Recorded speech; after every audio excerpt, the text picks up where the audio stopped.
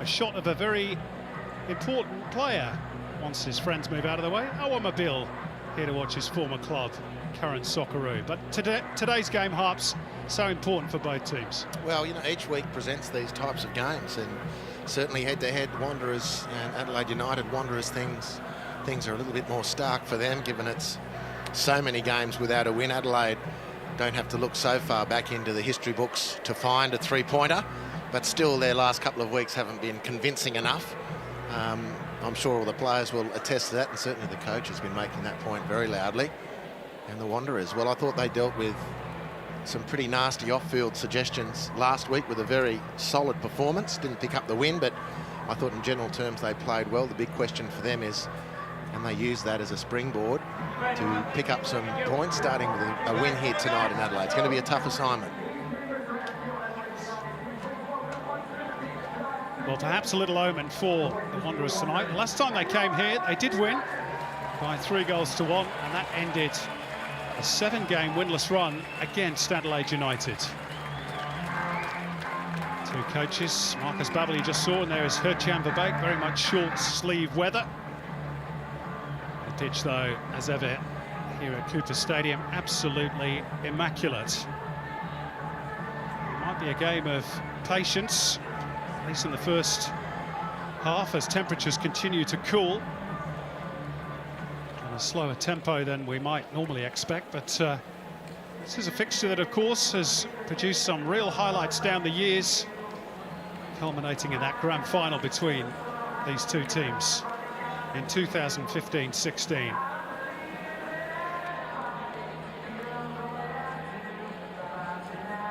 There's Paul Izzo, who is one of 3 changes for the Reds. He's back after injury and replaces Isaac Richards in goal. Jordan Elsey replaces Michael Moroney for his first start since the opening round against Sydney FC. And George Blackwood is back after a calf strain, with Nathan Constantopoulos bench. Riley McGree, Christian Opseth and Mirko Boland all remain on the injury list. And just the one change for the Wanderers as the two captains conduct the coin toss. Michael Jakobsen and Mitch Duke. Referee today, incidentally, Chris Beath.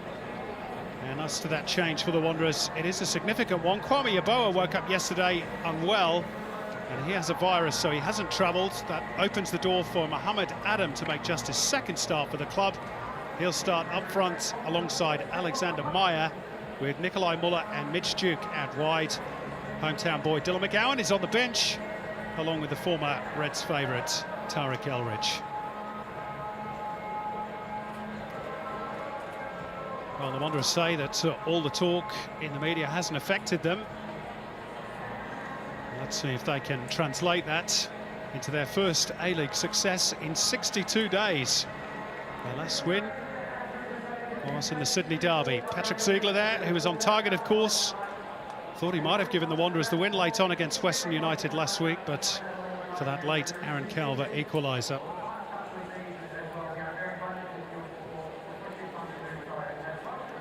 There's Luis Dorigo, very promising young midfielder who's replaced Issa Ears so calmly in that defensive midfield role this year. 3-year contract, his reward, and his 29 effective tackles put him behind just Hyundai of Perth Glory in that statistical regard. And there is Mohamed Adam, a sumptuous assist for Keanu Bacchus on his only previous start this season against Melbourne Victory back in the early part of the campaign. He's played only 64 minutes since, so a big chance for him tonight for the Wanderers. So it is the Reds that get the ball rolling, a pivotal 90 minutes ahead. Adelaide 2 losses to the teams against the 2 bottom clubs in the last 3 weeks. And the Wanderers, as mentioned, without a win of any kind since the Sydney derby in October. What gives tonight, Andy Harper? Who's your fancy here at Coopers? Well, I'm fancying a desperate struggle, and I think the players will cast the heat conditions to the back of their mind. I don't think they can afford to be concerned about that and go for it. Both teams need a good start, certainly Adelaide, and will be ringing in their ears, the Adelaide players. Well, if it does go true to form for these two teams, then the Wanderers will play well in the first half and Adelaide will make a comeback in the second. That's pretty much the way it's played out for these two clubs this season. And the Wanderers, in contrast to those sluggish starts for Adelaide, concede an awful lot of late goals, so I'm sure that's something that Marcus Babbel will have readdressed with his troops pre-game.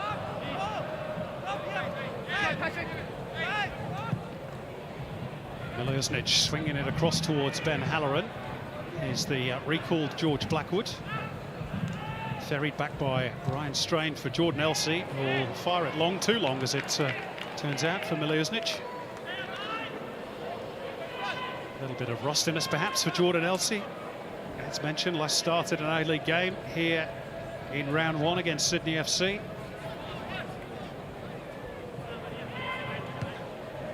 Off the head of Alexander Meyer, but only as far as Troisi now. Halloran, Milosnic trying to square it up for Troisi, but the passing lane was shut down by Keanu Bacchus. It's going to get away from Nikolai Muller.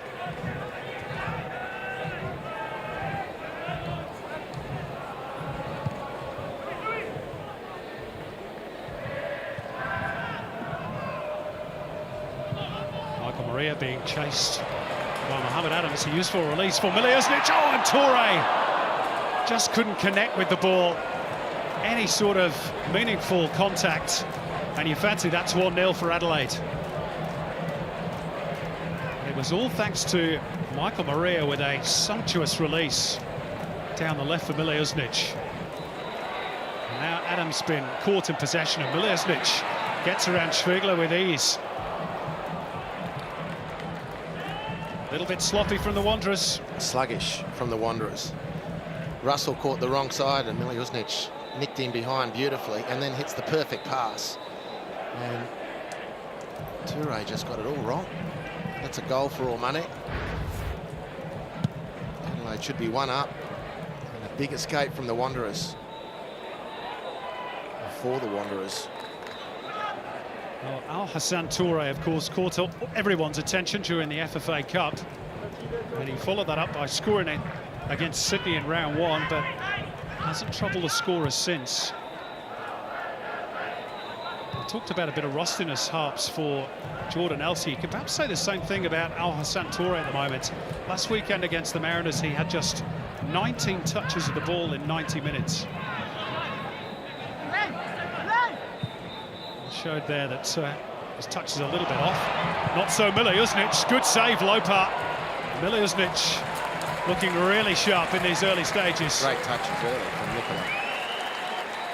And he tested the keeper there with a beautiful shot, but the turn was what caught the eye. Ziegler's got him covered, but that turn is too sharp.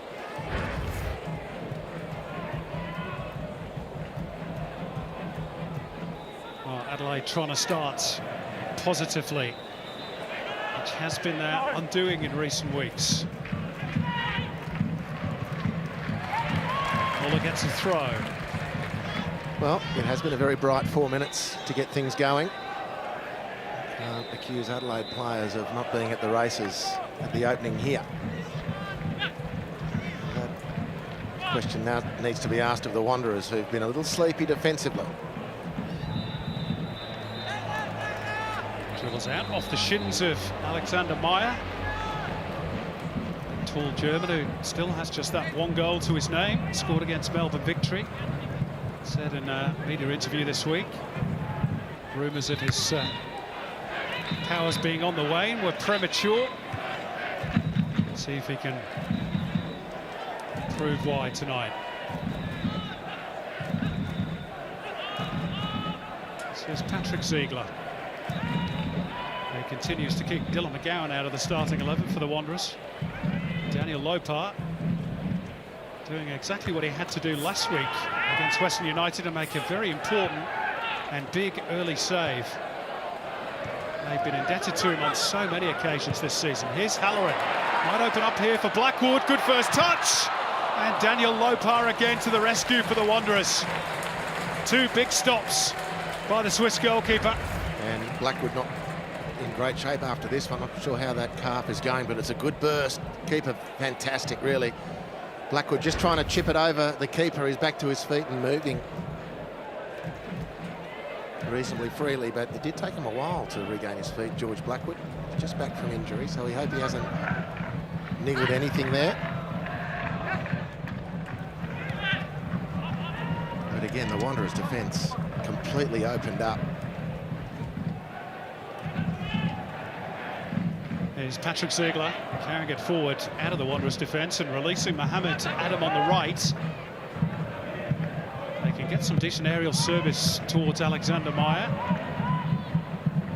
Might be some joy for the Wanderers, but they can't pick him out with that cross. Back they'll come through Tate Russell.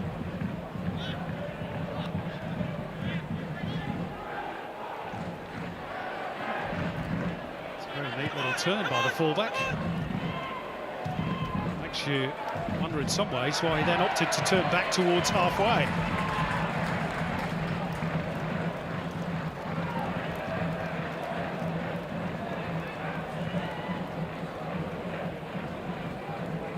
Pitch now, fortunately for the players, almost entirely bathed in shadow. It has been a very, very hot day in the city of Churches. Here's Halloran on the right. Choisi furthest forward, but overhit the cross from Ben Halloran. Yeah, just blocks the copy ball in an attacking sense for Adelaide. A couple of overhit passes out of defence, but once they got into the front third, moments in this game, they've looked very, very dangerous indeed. Robbie Caldthwaite is pitch side for us tonight, braving the searing heat. Robbie, what's it like pitch side? Yeah, it's the conditions. Yeah, so I mean, obviously it's pretty warm still down here. The temperature has dropped off a couple of degrees, and as you mentioned, the shade going across the complete of the field. So players are in shade now. Obviously a little bit warm, but Adelaide have started really, really well, and the Wanderers, in particular in defence, really need to tighten things up.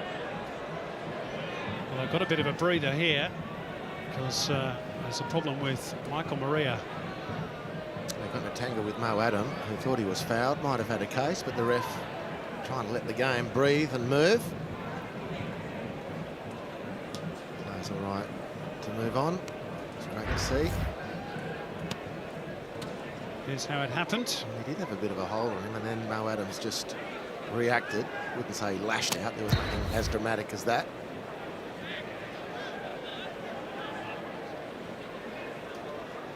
Just wonder whether he actually might have jarred that shoulder as he tried to get away from Mohamed Adam.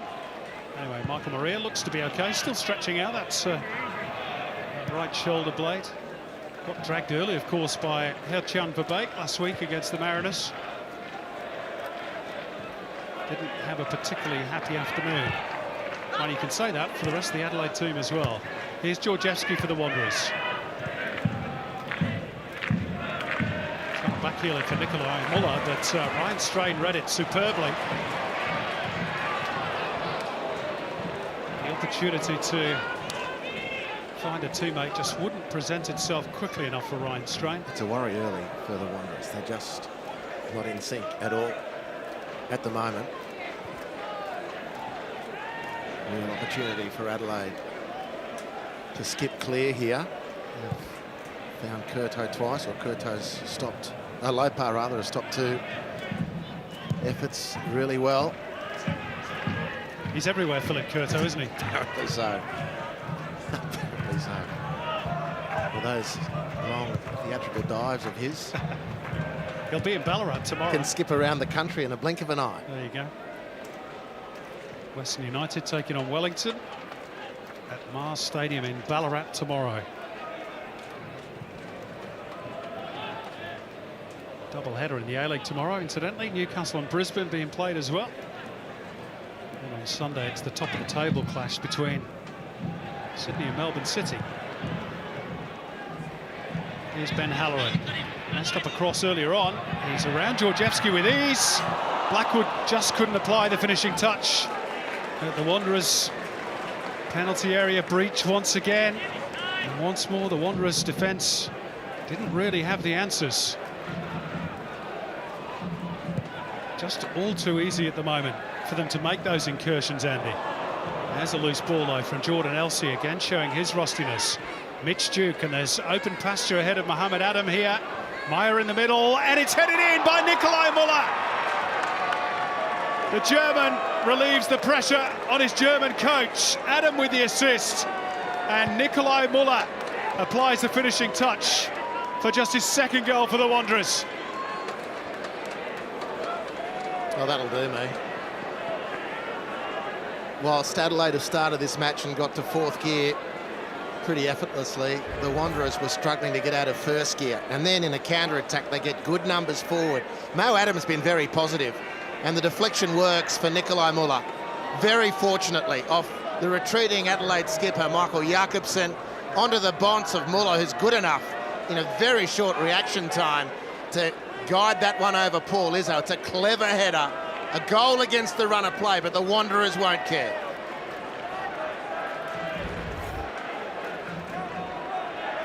Well, Nikolai Müller is yet to win in 7 appearances for the Wanderers. That's Matty Yearman on screen there, but I can assure you Müller is the goal scorer.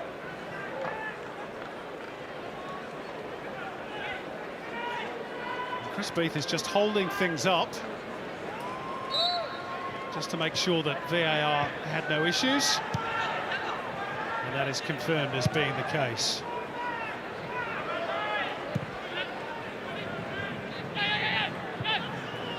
So it's now 6 games without a clean sheet for Adelaide United.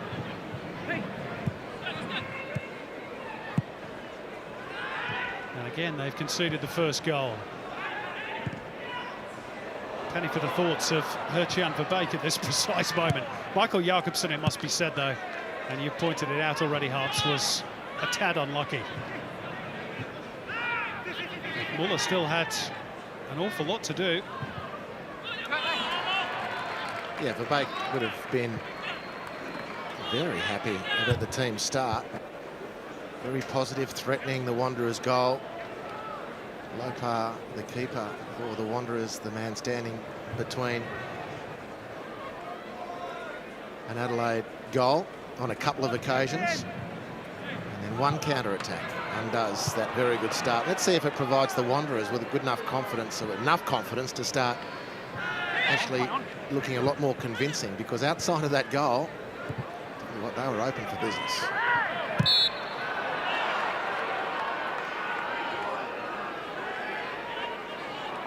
They've just lost one of their last 6 trips to Cooper Stadium, the Wanderers. So maybe the gods are with them. Maybe they will feel it's time that they were.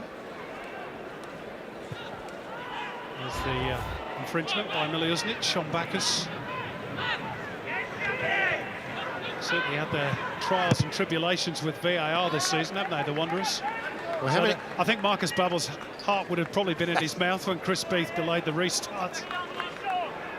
How many minutes did you say Mo Adam has accumulated this season? Not many. He started really well. 64 since his only other start in round 2. Not much response on the face of the Wanderers' German coach at the moment. His team has a corner, courtesy of Adam. And it might drop here for Yearman, who got good contact, and it's lashed towards goal by his central defensive partner, Patrick Ziegler. And that was a really good save by Paul Izzo.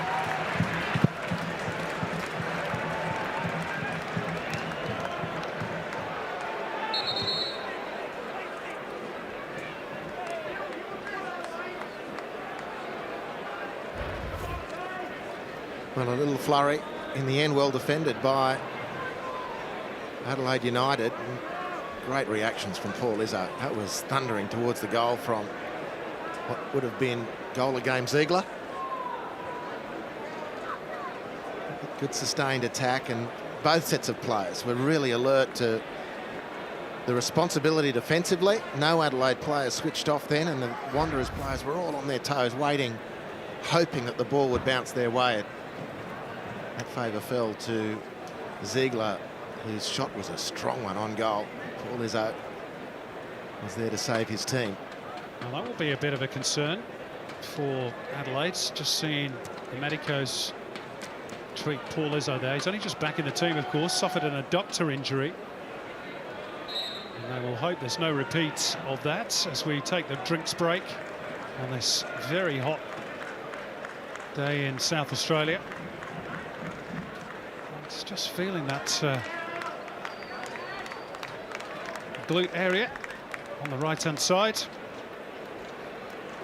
Let's have a look at the goal again. A little bit of good fortune via the touch off Michael Jakobsen, but so clever by Muller. Well, that they're forward in numbers to take advantage of that fortunate break. Well done, Mo Adam. A really clever header from Muller, who adjusted superbly. Completely against the run of play, that goal, and great opportunity for the Wanderers now to build on that. Georgievski's throw as we resume after drinks. Back through Ziegler, who hadn't scored in 6 years of football since netting one for Paderborn back in his native Germany up until last week. Very close to 2-2, wasn't he, some minutes ago? Here's Miliusnic steaming through the middle. It's Halloran on the right, and it's Lopar again. This time guiding it away with his right thigh. 3 important stops by the Wanderers goalkeeper. Want to chase for Tate. Rossley does well to keep it in play, but Mo Adams lost out to the much more experienced Michael Maria. And Adam chased back and committed the foul. It's going to be the first booking of the game. And Mohamed Adams had a big impact on this contest already. 1 assist for a goal, and now a yellow card. I suspect Mo Adam got a touch on this ball. Anyway, the decision's gone, Mohamed. You need to walk away from the referee. Maria's away. Mo Adam, does he get a touch? He believes he did. Ref didn't see it. In any event, he needed to be stronger on the ball when it first came to him. He didn't want to have to do his best work retreating. He had the chance to secure possession, wasn't good enough to do it on that occasion. Maria skipped clear, and now Adelaide have a free kick in a reasonably useful situation. Well, Miliusnic scored a belter in round 1 from a free kick. Bit further out this one though, so Dorigo's going to deliver. Jakobsen let it run, hoping that Halloran would be able to make better use of it behind him, but he couldn't.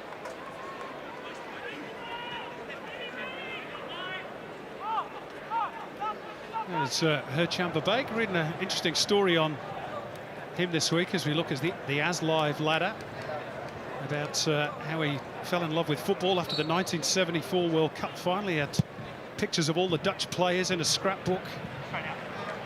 Guess who scored the winner that day for West Germany? A gentleman called Muller.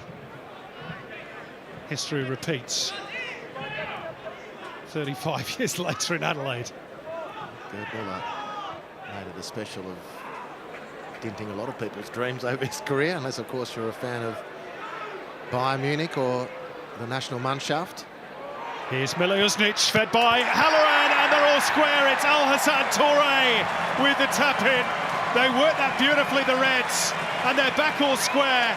And Al-Hassan Toure is back on target for the first time since the opening weekend of the season.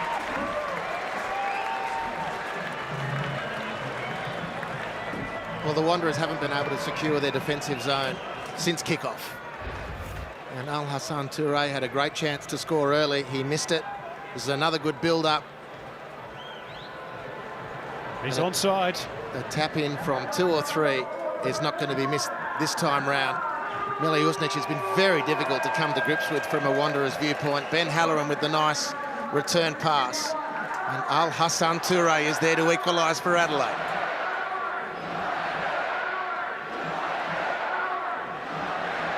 Well, on the balance of play, it's difficult to argue that the Reds deserve that equaliser. As we watch this replay, they are just waiting for the VAR checks. There is a little nervous glance around the corner by Nikola Miliusnic. Al-Hassan Toure doesn't look bothered in the slightest. And I have to say, the pictures that we've seen show that he is onside, unless VAR sees it differently. Kurt Am's in the booth in Sydney today. There we go. Just took a few seconds. You could almost hear the audible sigh of relief around Coopers.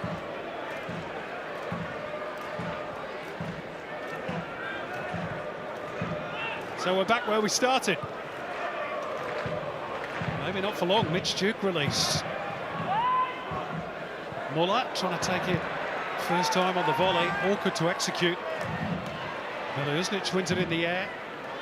And there's a bit of biting proceedings just at the moment, off the head of Ziegler. Toure keeps it in play. James Troisi.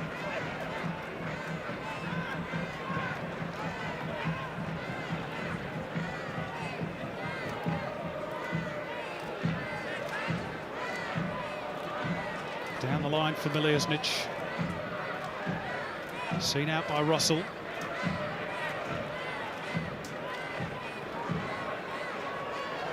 Throw into the box for Troisi. Gets a second go at it, but just off balance. It'll be a goal kick. These runners breaking from midfield for Adelaide, they're just cutting Western Sydney Wanderers to pieces at the moment. A very positive play from the Reds in that sense. Milojevic has been running unpatrolled. Haven't been able to contain him. We just see then James Troisi breaching the line. No one tracking him through. So the back four for the Wanderers left exposed to these extra midfield runners coming through.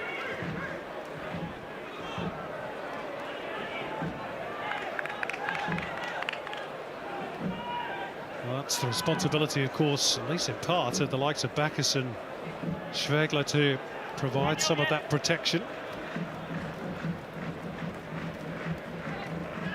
Georgievski's long throw, meantime. Oh, and a clash of heads there between two teammates, Halloran and Jordan Elsey. It's Halloran who's come off worst.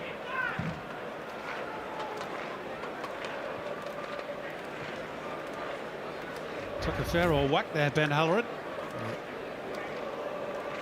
There's great hunger to win the ball. Jordan Elsey, having missed so much football, is totally committed. Ben Halloran right on the job. And there was another couple of Adelaide players in the vicinity. And it was just Mitch Duke. That shows the hunger of Adelaide to right the wrongs of the last couple of weeks. Unfortunately for Ben Halloran, he's come off second best. The ref was straight onto a Chris Beath, stopping the game immediately and inviting the medical staff on.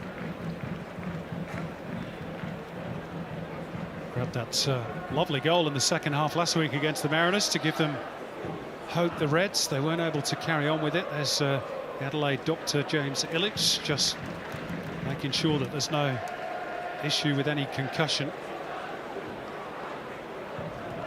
Just gives us the chance, Harps, to talk a little bit about Al-Hassan Toure. And I think it's probably fair to say, had Christian Opseth been fully fit for the best part of the last 2 months, I'm not sure Toure would have played as much, because he has had a dip in form, which is only natural for a youngster. But how much confidence might that goal give him, albeit that it's a tap-in? Oh, no problem at all. You're right, Simon. And you know, apart from the lack of goals, as one way of reporting it, was the game here against Newcastle, which they won. There was highway robbery in favour of Adelaide. But he didn't score that day, but he gave Johnny Kutrumbis all manner of grief to set goals up. Strainer stolen in behind Georgievski, who, to his credit, got back goal side. And Georgievski believing that a flag should have gone up for offside. Which is one of the things of Al-Hassan Toure, which makes him such an attractive prospect. Raw, and of course he's going to have dips in form, young players do, but he's dangerous outside the penalty area as well. It's a great thing to see in a young Aussie striker.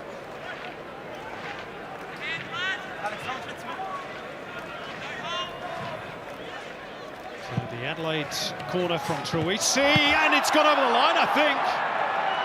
Well, no, there's no flag. George Blackwood was claiming the goal.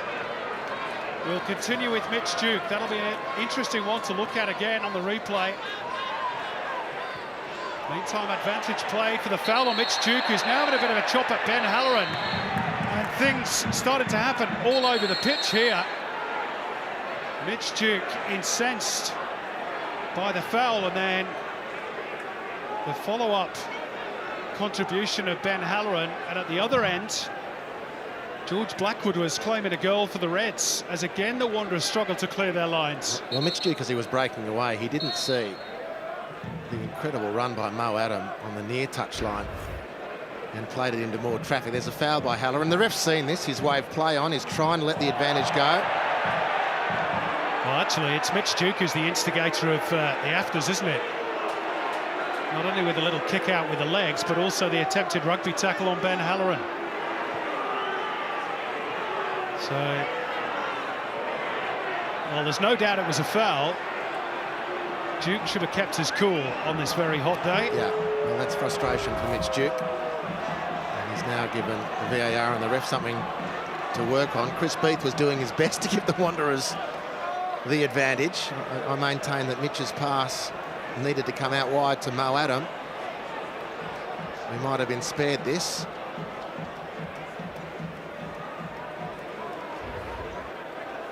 It's the breakaway from the corner. This was nearly a goal. Lopar again, magnificent. Oh, it's Lopar again with the VAR goal line stuff.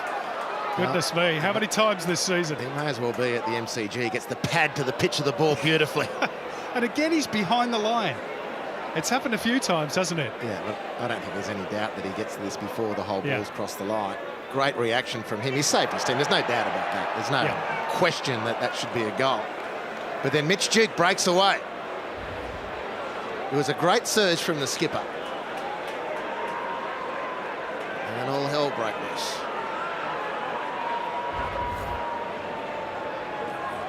There's that incident again. Yeah, that's going to... I don't know if you can get away with that, Simon. Well, it's unnecessary.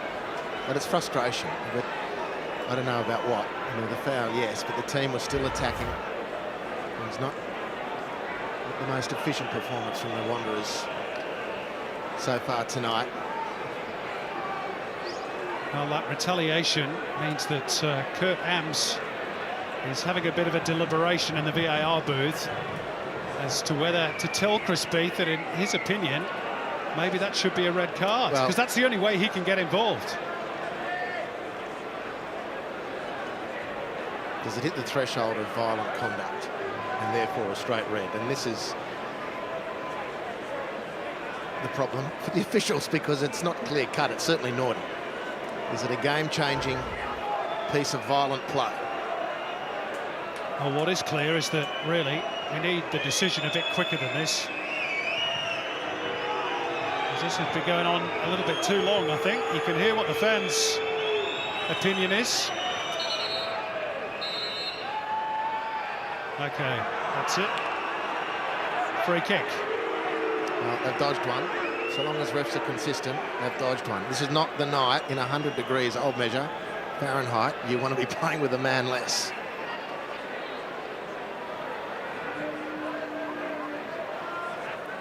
He doesn't even get a yellow card. Interesting. I know the VAR can't rule on that. I wonder whether Chris Beath feels he can't issue it because perhaps his attention was distracted in that particular moment when Duke retaliated. Goodness me, we could be here all night discussing this. Let's move on, shall we?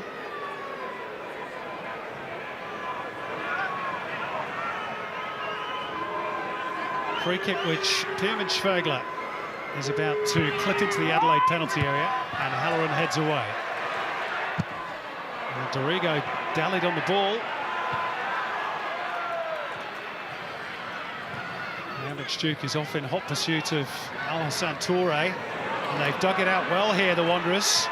Could be a chance brewing for them, but Jordan Elsian assures that it wasn't. At least for now.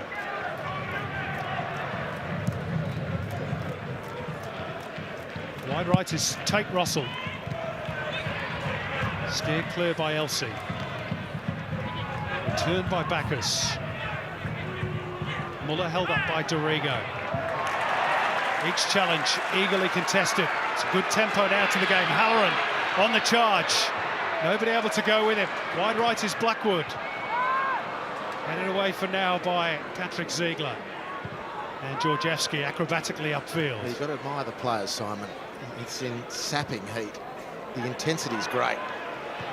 Even the Wanderers, I say even, not that I wasn't expecting it, but they didn't deliver in the opening period of the game. Intensity-wise, in trouble again here. Look at that for a ball from Troisi. That was centimetre perfect to steer it in behind the fullback. Now, As we head off for drinks in this Cornthwaite derby, we can hear from the man himself. Robbie, I remember you were sent off once yourself in this particular fixture, not for something similar to what Mitch Duke did there. Do you have a different view as to the VAR and what they decided in the end on that particular incident?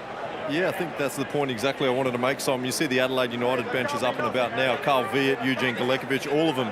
You can see the coach, they all thought that was a clear red card, and I have to agree with them. We see so many times, week in, week out, match-changing decisions for pedantic little handballs, brush of the arm, things that change the game, and then you've got a player who'd made a deliberate act, in my opinion, to kick out, and we let that go. I think that is the case where you should be using VAR and not for all these silly little handballs.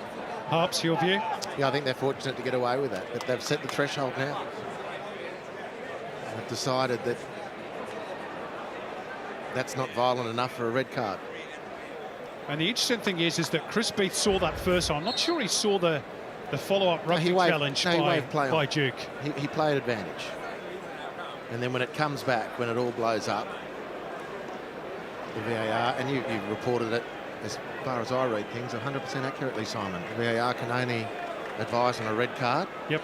And they've decided that that's the threshold issue, and it didn't cross the threshold. See nothing. You have to open your eyes. Get done. I think the inference is pretty clear there from Herr Chumberbeek. If you see nothing, you have to open your eyes. Is he suggesting that that was a Sergeant Schultz moment? I see nothing.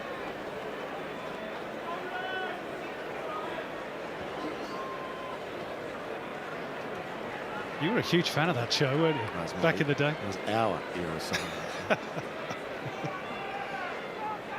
wasn't as big in the UK, that show, for some reason. But I remember the saying, we're not cultured enough. Pot kettle. Oh dear. I've heard it all.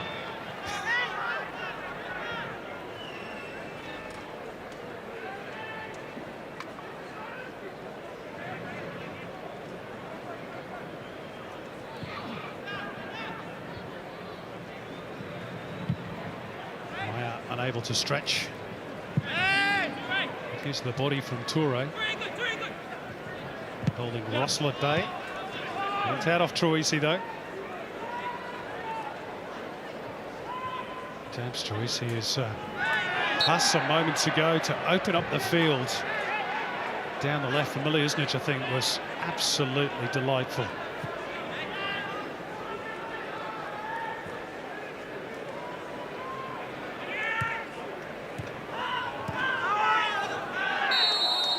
Halloran, now he's going to go into the book for the infringement on Georgievski. And Halloran, I'm sure at this very moment, and perhaps one or two of his teammates will be saying, well, if that's a yellow card, what about the one some moments ago against the same player?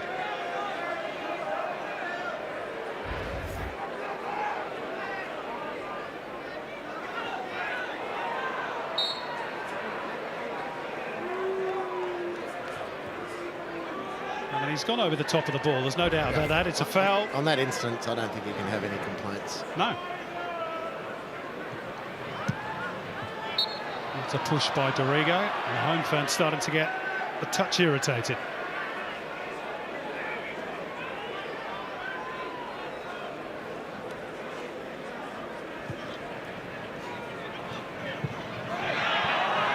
Slip by Adam, which improves the home fans' mood.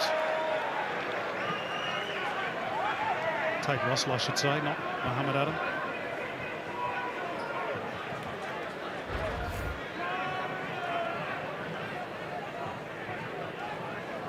Even coming together of bodies. Tate Russell comes a cropper.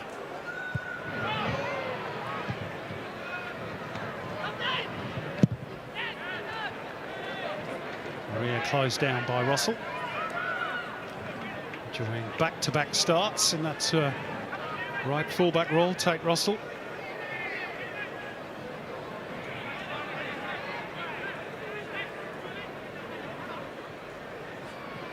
Is he the only player of Indigenous heritage in the league at the moment?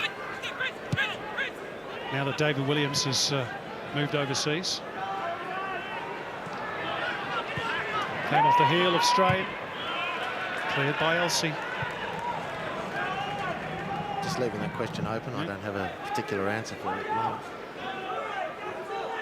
Wonder if he might be. In which case, it's a bit of a sad indictment on the competition, isn't it? Anyway, here's Georgievski. Halloran track back. Well defended. Might open up here for Troisi, being pursued by Schwegler. It's a lovely ball again by Troisi. Miliusnic onside. Still Nikola Miliusnic. And then Troisi fires over the top. And the flag does go up ultimately, and Patrick Ziegler is furious. And they want to remonstrate with the official, but you know what the problem is the officials are told to keep the flag down, and then if there is an offside, let the VAR sort it out. Well, this is the problem we're giving ourselves as a game, and now Schwegler's got himself into the book. Well, I'd say this is more a frustration that they've been cut to pieces again. Miliusnic chasing down the through ball. The Wanderers are all at sea. This is frustration, and if they score, it comes back. The players know that. I mean, he's got a job to do now, and that's stop the play. And if Miliusnic scores from there, because Ziegler lost half a yard because he's waving his arms like he's drowning at sea, then the question goes to him. And Pierman Schwegler needed to realise that Ziegler's going to dodge a yellow card. I don't know why he felt like he needed to step in and pick one up himself. That's a good touch for Muller. Thought about the shots, tried to tee up Mohamed Adam instead, and in the end they got everything a bit wrong, the Wanderers. Yeah, well, the problem with that, maybe a lack of connection between the two players, but Muller needed to just pull off on the pass, leave nothing to doubt for Mo Adam. He didn't need to be hit that deep. Toure, lovely. Beautiful readjustments. Not the pass to match, unfortunately, for Adelaide. And again, signs of his growing confidence, the youngster. This is Georgievski. Telegraphed his run, really. Ryan Strain equal to that, but not that. Duke touches it around the corner for Georgievski. And Chris Beath blows for the foul. And from what he's indicating, he's saying it might have been one or two. Well, he let the first one go, and the second was probably the lesser of the two crimes in the eyes of the ref. And in a really heated environment, for a whole pile of reasons, the ref is doing his very best to keep a lid on things. Is there a foul there? Perhaps not, but the referee clearly indicates that I'm getting you for the succession of interruptions. Agree or disagree? Tough one to manage this. Two desperate teams really having a crack. Free kick touch short by Schwegler, gets the return off Muller. Hit it with plenty of venom, just not the accuracy. He's got good shooting power. I don't know why we don't see more of this, actually. Nice little combination between he and Muller. Hasn't actually scored in 4 or 5 years, Pierman Schwegler. Here's Michael Maria looking to float it over towards Halloran, whose touch lets him down at the crucial moment. Good intervention by Dorigo. Good distance on the clearing header by Yerman. And a push into the back of Alexander Meyer by Luis Dorigo. Little sneaky one from Lewis. I'll get away with this on the football got. The ref saw him. What a clever player. Outstanding start to his A-League career. Another one to chase for Mohamed Adam. He'll reel this one in. Michael Maria with him. Angle just wouldn't really present itself. And a foul by Schwegler. He just has to watch his step. What a great contest this, Simon. Well, particularly given the conditions. Oh, amazing, the Terrific. players. To be congratulated. You wonder how they do it. 37 and a half at kickoff. Wouldn't have dropped much since, but the sun's not beating down on the ground itself, so that's some respite. But the players have put in big time. Well done to them. Very enjoyable to watch.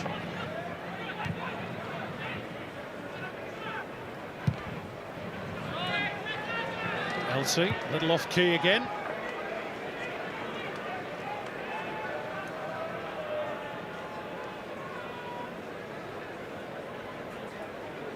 Rumours of a bit of interest from the Japanese J-League in the services of Jordan Elsey.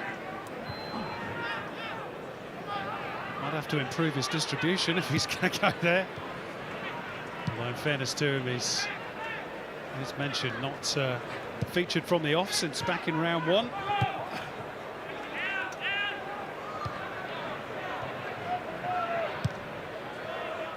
That's better, Jordan. Moved on quickly by Maria. Miliusnic, Maria in place for the return. That was a good chase, that by Tate Russell, and the flag is up in favour of the Wanderers this time.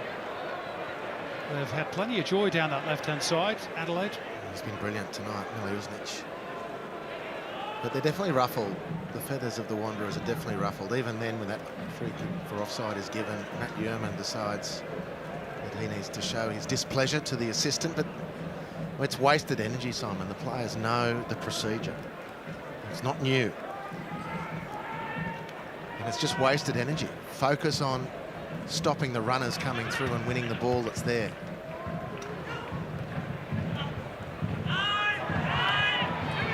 Troisi taking advantage of the slip by Bacchus. Slightly overhits the release, and that's allowed Yerman to close the gap, and then Halloran commits the foul.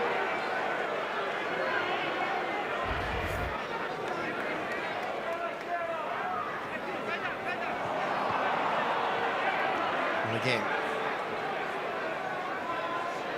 Matt Yerman's looking for it, and Ben Halloran got close enough to convince the ref in favour of the defender.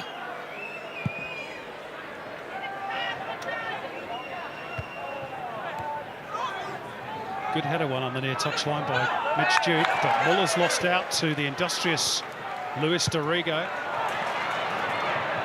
He slightly overhit his release, and then Blackwood was clumsy and barging straight into Russell.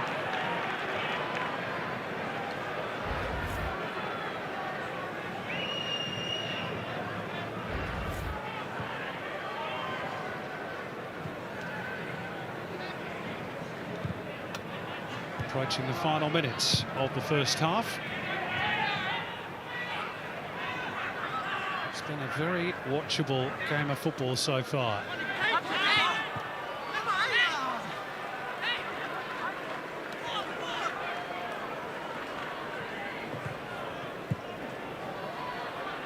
Spins up in the air off Miliusnic. Good climb by Troisi. Well, illegal climb, in the opinion of Chris Beath. Took a ride on the shoulders of his opponent.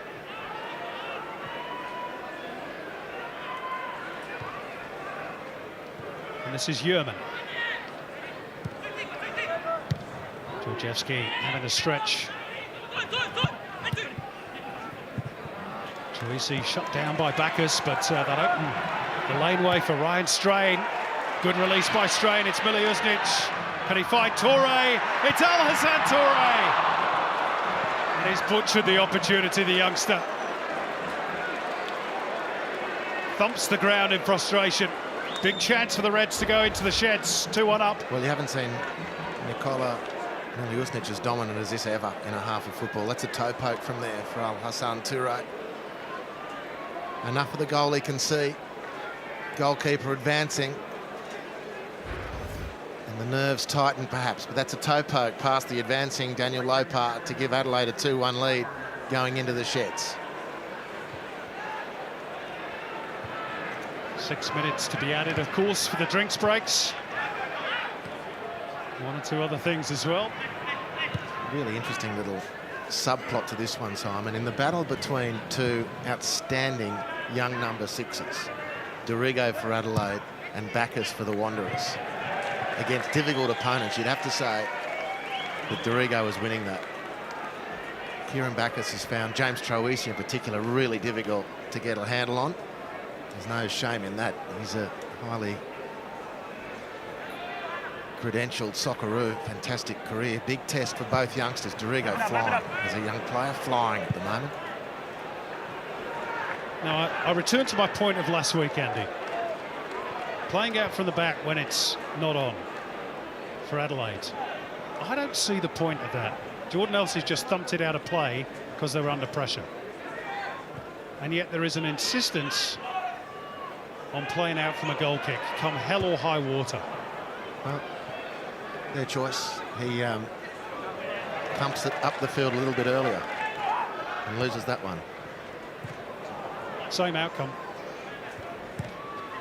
But at least if you thump it upfield, you're in no danger of conceding a goal, are you? But you are if you play out from the back when it's not on. Anyway.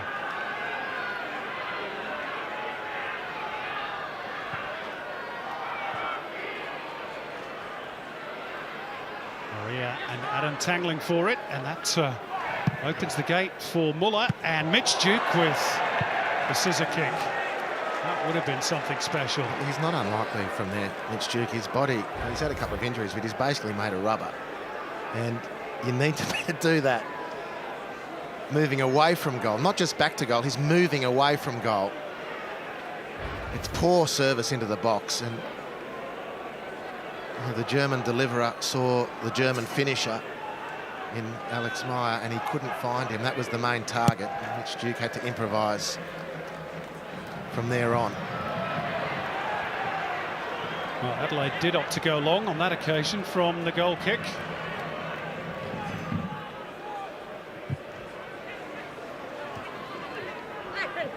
Dorigo was trailing leg caught there by Adam. I'm with you, he's had a very good first half, Luis Dorigo. Had a very good season.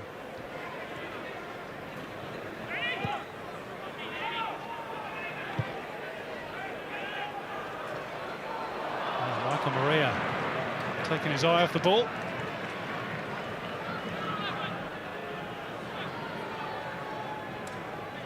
Ferried back by Muller. Yerman. Georgievski. Schwegler. Well, that's a lovely release by the Swiss midfielder. Tate Russell on the right. And it came off Alexander Meyer. And that's really not the sort of quality you're looking for from the German marquee. Well, I'll go into bat for him here, because Tate Russell found in space by a piece of brilliance from Schwegler, and Tate Russell needs to deliver that ball so the finisher can finish, not turn with the ball behind him. He had time to position the pass properly, Tate Russell. It was a bad execution.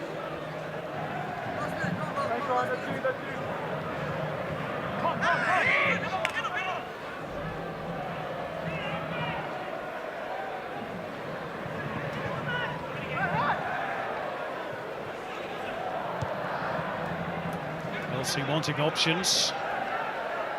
Goes square for his central defensive colleague Jakobsen instead.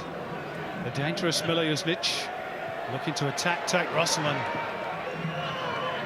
gets around him not once but twice. Still going, Milojusnic is looking for Troisi.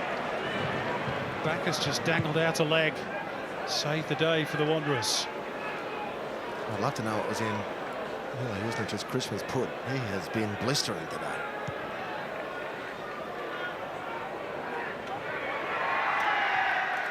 Plank an assist for Toure's equaliser. His strain.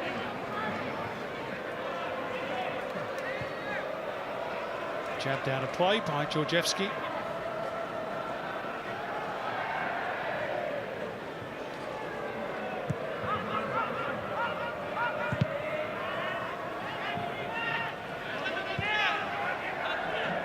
Final touch off Mitch Duke. And this might be the final opportunity of the first half. Here's Ben Halloran from the throw. And there was a little bit of contact between him and Georgievski. No appeal for a penalty. In fairness from Halloran. It breaks here for Milojusnic. It's looked very, very lively in this first half. And then Dorigo saw it stolen on the blind side by Meyer. Reds quickly back on the ball though. Dorigo again. Halloran. check of the watch from Chris Beath. And that will do for what has been a very entertaining first half, particularly given what's at stake and the conditions. Ejamba Baker's had a bit to say to the officials about a decision that didn't arrive, as far as who's concerned, on Mitch Duke after he'd lashed out at Ben Halloran. In terms of the goals, Nikolai Muller put the Wanderers ahead on 11 minutes. And Al Hassan Toure equalised for Adelaide. There's been plenty more to enjoy along with the goals, and hopefully more to come second half. All square at the break though. Adelaide 1, Western Sydney 1. Let's go down to Robbie Cornthwaite. Thank you very much, Simon. I'm joined by Adelaide's Ben Halloran. Ben, level at the break, but you must be pretty pleased with that first half performance. Yeah, for sure. We started well, which we wanted to do. Copped a pretty unfortunate goal, fought our way back into the game, and I think we deserve to be at least level, if not a goal up. Bit of an incident there in the first half involving Mitch Duke. What did you make of that? Look, I like Mitchy Duke as a player and as a bloke, but for me that was a yellow card for me for a tactical foul. And clearly red for him. You can't lash out and put your studs up in my calf like that. All the best in the second half. Thanks, cheers. Make sure you stick around. We'll be right back after this break to dissect all the action from the first half.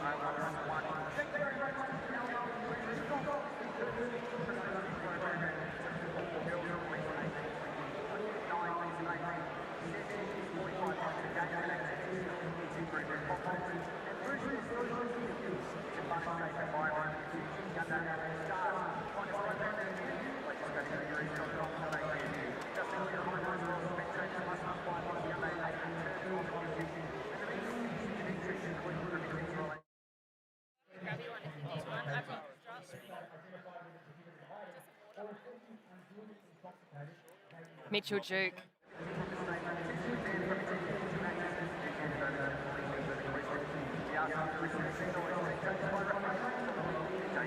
No, that's okay. I should be okay. I don't know if it was the lighting on it.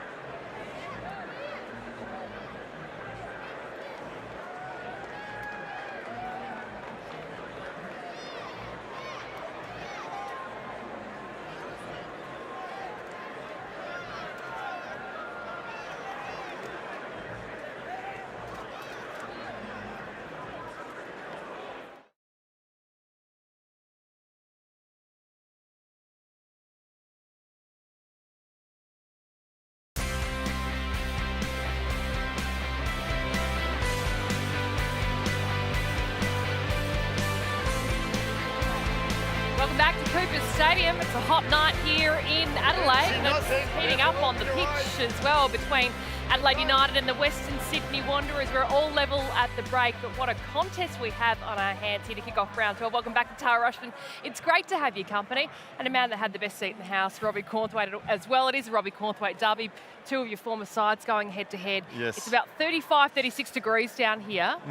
And it's a cracking contest out there, Rob. What have you made of it all? Oh, it certainly is. I mean, I think Adelaide started well. Tempers were flaring down here on the bench, as you mentioned, but Adelaide started so brightly. We mentioned about their starts and their first halves in the pre-game, and they were all over Western Sydney Wanderers, creating plenty of opportunities. Lopar made probably 3 or 4 crucial saves, and then, as we've seen so many times in football, Western Sydney Wanderers go up the other end and get the goal. But entertaining game in this difficult conditions. I think Adelaide have been the better side. You spoke about the tempers. They were flaring on the pitch. It was almost a welterweight battle between Mitchell Duke and Ben Halloran. You spoke to him before he walked into the sheds. For you, how was this not a clear red?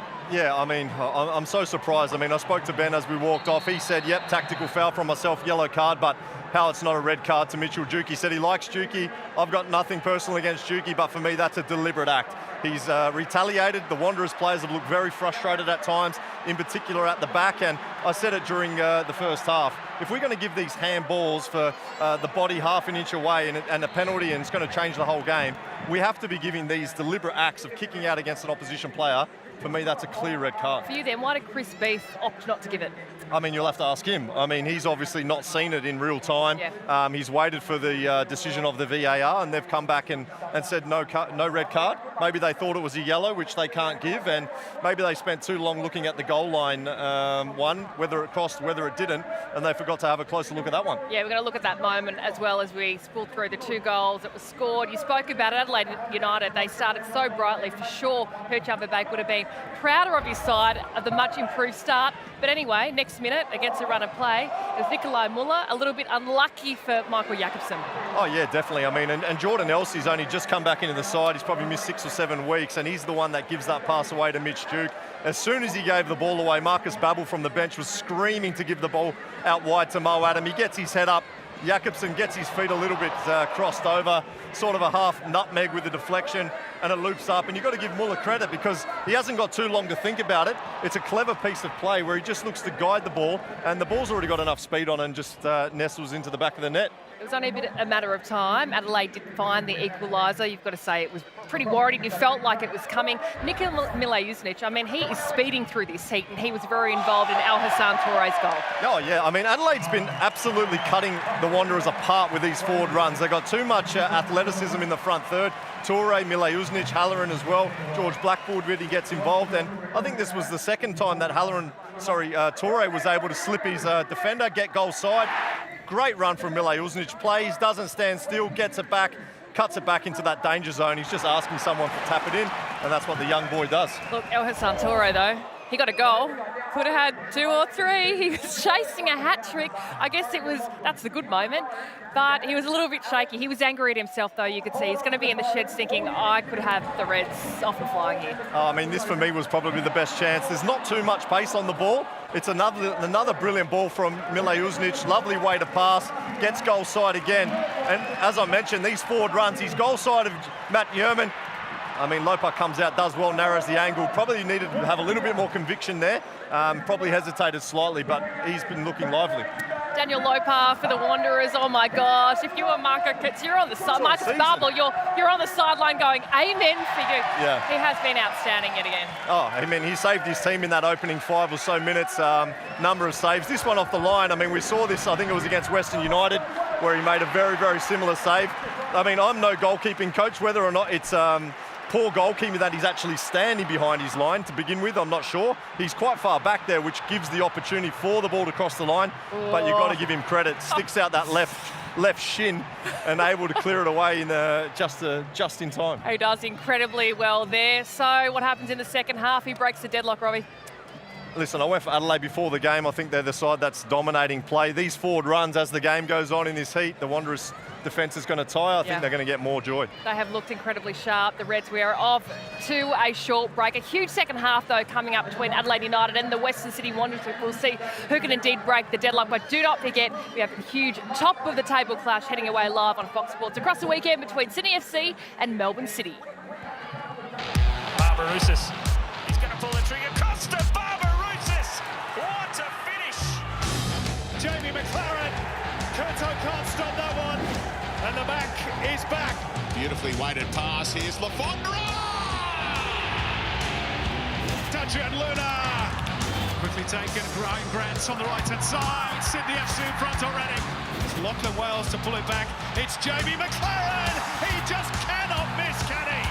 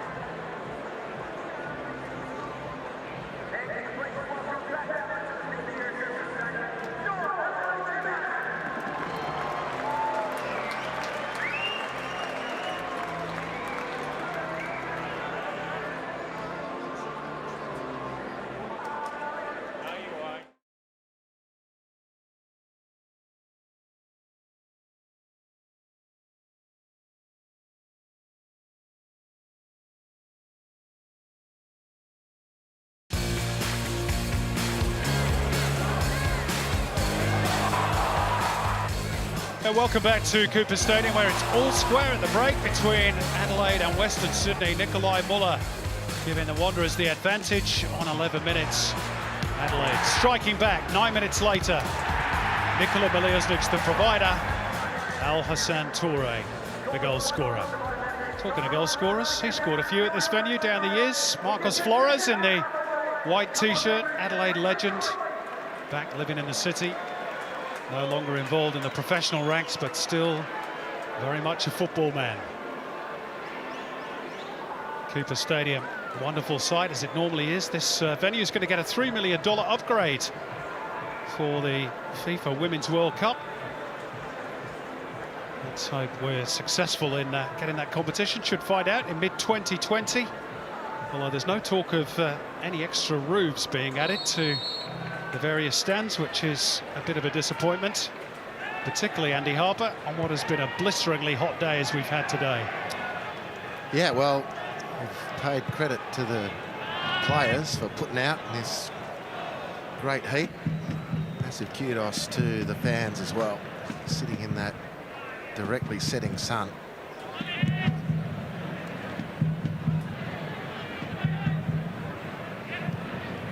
Lights are on now, though. And this remains a hugely important game for both. Adelaide having lost 2 of their last 3. The Wanderers, of course, on that 7-game winless run. It breaks here for Al Hassan Toure, who links up, not for the first time tonight, with Nikola Miljosnic trying to place it.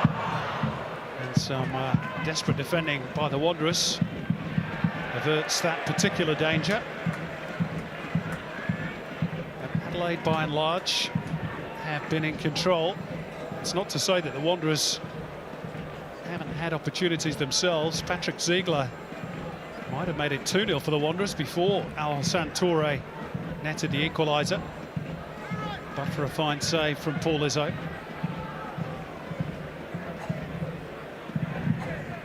And talking of Toure, Andy, what a chance he had just before the break to make it 2-1 for the Reds. He's had 3 excellent chances to score goals tonight, only accepted the offer once. Have to rebalance his team, who were the better team in general, certainly dominated that first half. Adelaide United. Says George Blackwood. With a back heel for Michael Maria. Steered away by Bacchus off the shins of Muller. It's all a bit narrow in there for Western Sydney, so Meyer gives it some width and invites Daniel Georgievski into the game. Change of flank for Georgievski, of course, in recent weeks, due to the unfortunate injury suffered by young Daniel Wilmering. We wish him all the best with his recovery from that ACL injury.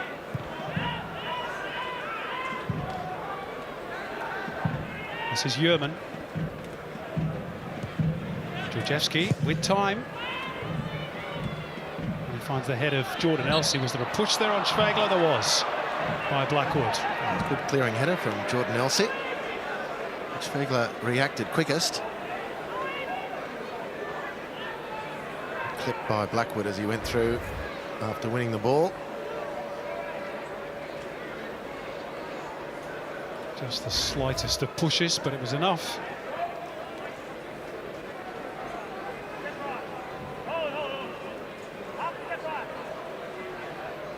Sighter of the Reds' goal potentially for the Wanderers. Piem and Schwegler looks as though he might fancy this one.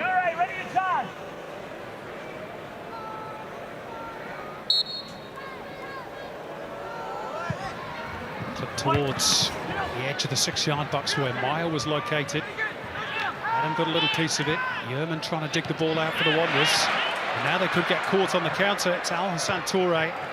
And look who was chasing back Schwegler, whose initial effort on the free kick it was. It's better defensive midfield play, and you pointed out that perhaps that was an area of the pitch that the Wanderers weren't quite 100% in that first half, Andy. Didn't provide enough protection for the defensive line. Yeah, and part of that also, that's without the ball, but with the ball they didn't maintain possession enough, which just opened more opportunities for Adelaide, who were very sprightly in counter-attack. And as a first half of football, Miljosnic was flawless. It was just a brilliant showing from him. Not exactly the type of play you want to be turning and chasing in 38-degree heat.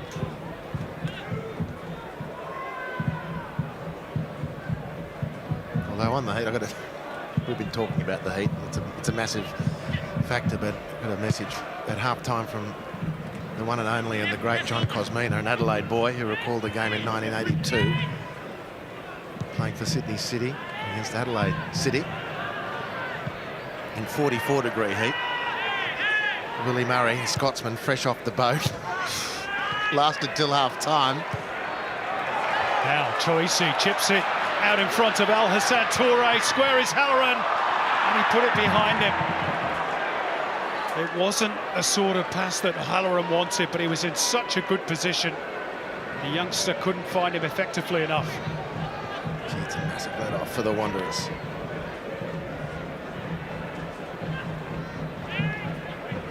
Meantime, Georgievski making progress. Muller. It's a good challenge by Troisi. And Al Hassan Toure is away again. Can he be more effective this time? The answer is no. Yeoman had front position ahead of Halloran. Yeah, it's all coming fast and furious for Al Hassan Toure, but it's not quite at his best at the moment, and that was unfortunate that he missed that pass for Ben Halloran, who was centre goal. You'd hate to say couldn't miss, because Ulysses Davila missed a simple one last week, but it was there for the taking. So I'll just finish that quick story on Willie Murray, the poor thing, fresh off the boat from Bonnie, Scotland, into a 44-degree heat. The players left him in the dressing room to retake the field at half-time. He was in his kit in the shower. When they got back full-time, he was still in the kit in the shower. And according to Cos, he didn't play for another 6 weeks. Welcome to Australia. Tough conditions. Here's that chance a moment ago, and it was a good one too. All it needs is a straight pass, and Halloran's in. Just poor technique. A fine young player, unfortunately, for Adelaide.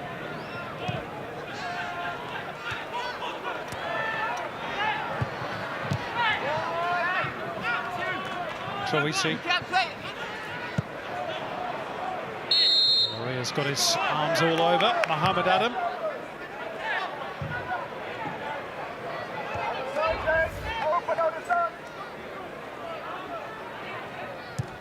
Can't do that, I'm afraid, Michael. That was a good climb by Georgievski, and it's opened up the pitch a bit for Mitch Duke here. It's strained, scrambling to get back, but it needed a better release. And the ball breaks here for Halloran. And the Wanderers a little short on numbers, but Schwegler with an effective challenge and a fair one too, despite the pleas of the home crowd.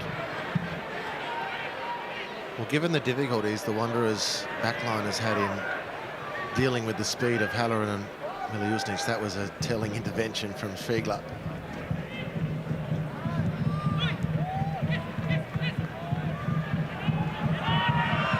LC.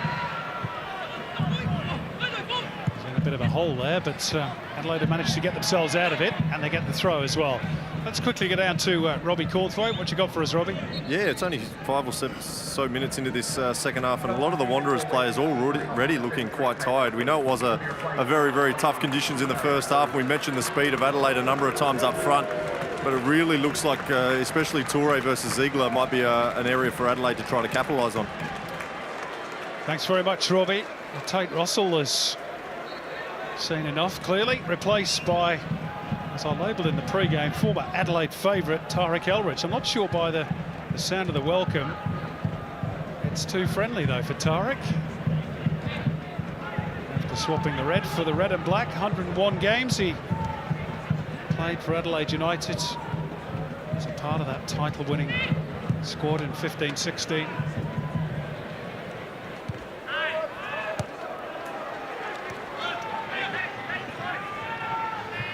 Remembered more for the manner of his departure than his contribution on the pitch. Here's Michael Maria. Well, he's got a big job to block up that right side defence. Tate Russell, excellent last week. He's found it a bit difficult tonight, particularly against a player who's found form. Miliusnic. There's not many defenders in the league would relish taking on Nikola Miliusnic in this sort of frame of mind, but the experience of Tariq Elrich might help on that front. Michael Maria strong in the challenge, squirms away though from Blackwood, and out it goes off Yeoman.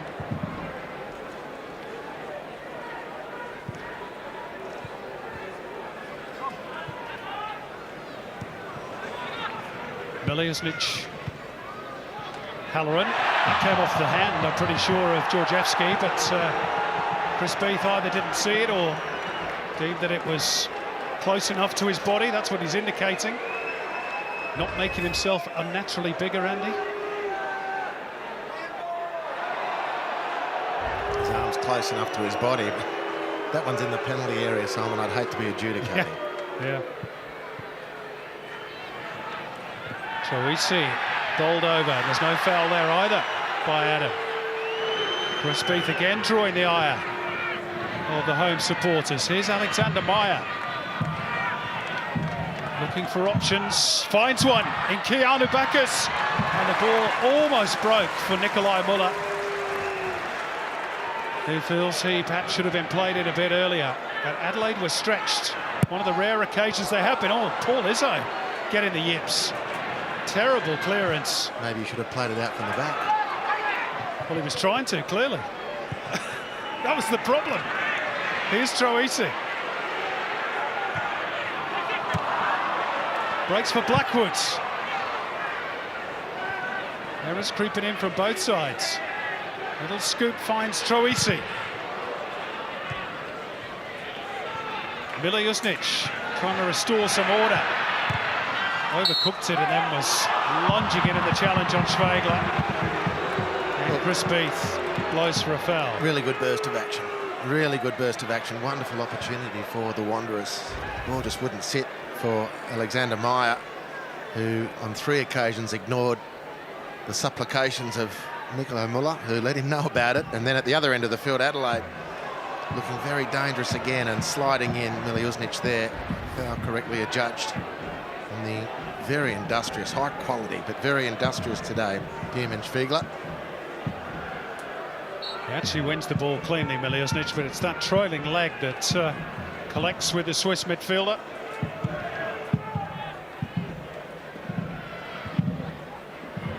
Good jump by Duke. Tarek Elridge. Ziegler. Adam trying to touch it around the corner for what he thought was going to be a run from Nikolai Muller.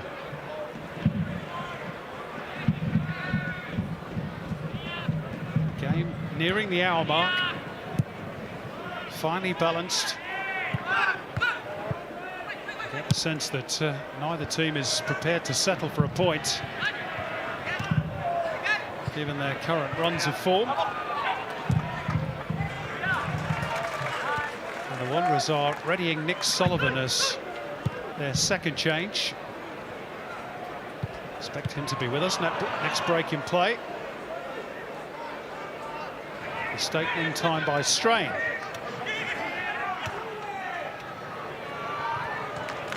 Just not seeing things, the Wanderers. They haven't all day, really. They haven't seen things all day, and Daniel Georgievski on that occasion was free on the right. Nick Duke really capable of those switches of play, but didn't take the picture, couldn't activate the pass. It's been a bit of the story for the Wanderers tonight. Well, it's the end of the section for Alexander Meyer. Again, he's not really had many opportunities to add to his solitary goal tally. Takes his leave on this hot night. And Nick Sullivan, more of an attacking midfielder, will come on, and I'm pretty sure that means we're going to see Mitch Duke at the point of the attack, which is where he wants to play. Elrich, useful ball, incidentally. Oh, what a goal! What a header from Nikolai Muller from a long way out. And the German has a double, and he used his head. That's what he's saying to those Wanderers fans in the corner. It is a bullet header, and it's 2-1 Western Sydney.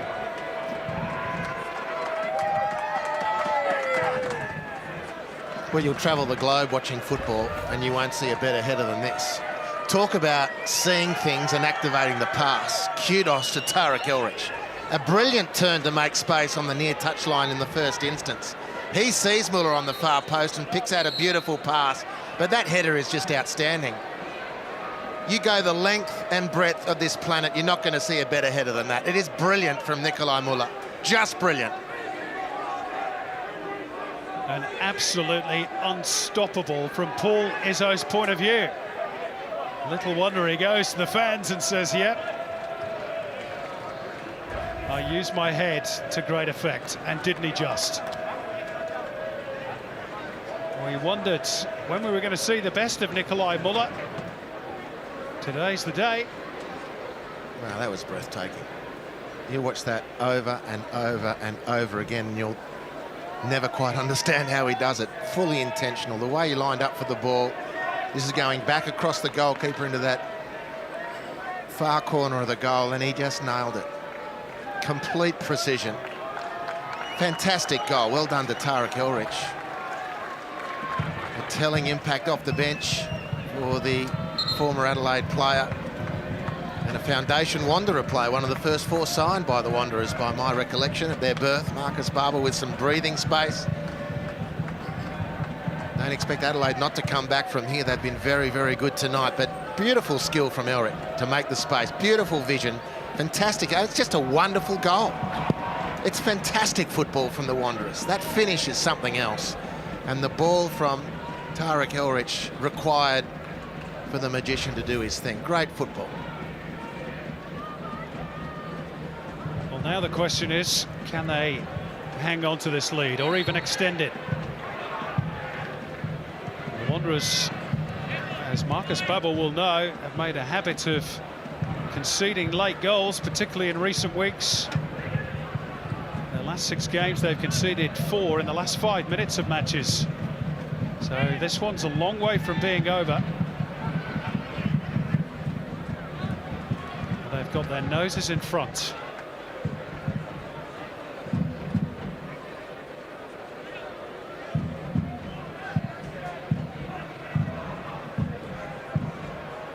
Without a win in 62 days since that famous Sydney Derby success.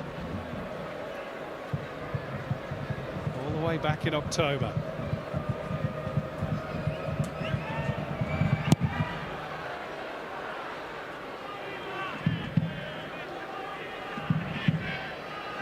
Let's go down to Robbie Cornthwaite, who's got a view on the changes being made by the Wanderers, maybe by Adelaide as well, Robbie.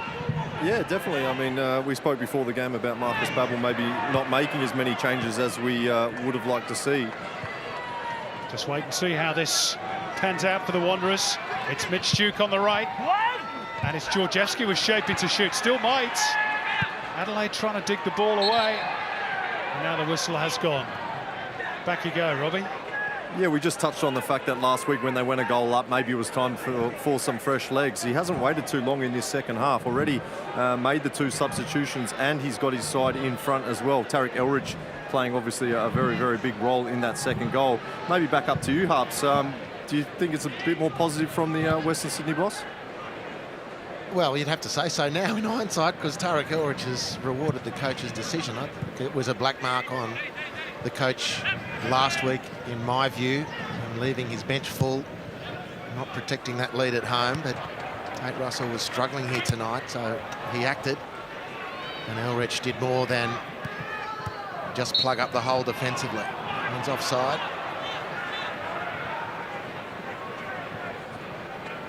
And Robbie, if you're still there, from an Adelaide point of view, is it time Hircham Verbeek maybe went to his bench? Freshen things up a bit. Yeah, most definitely. I mean, 2-1 down at home with half an hour to play. They're going to need to bring on some maybe some more attacking weapons. The problem is, you know, we've already spoken about Riley McGree's out injured. Christian Opseth is out as well. So you look to the bench, they've got young Lachlan Brook, Konstantopoulos, Ryan Kiddo, who's spent most of his time at left back this season. Be interesting to see what changes he does try to make. Thanks, Robbie. I wonder whether Ryan Kitto might be the man. He did well off the bench for them last week. But I'm looking at Adelaide, and if I'm Verbeek, I'm not seeing my team tiring. I'm not seeing the Wanderers overrun them.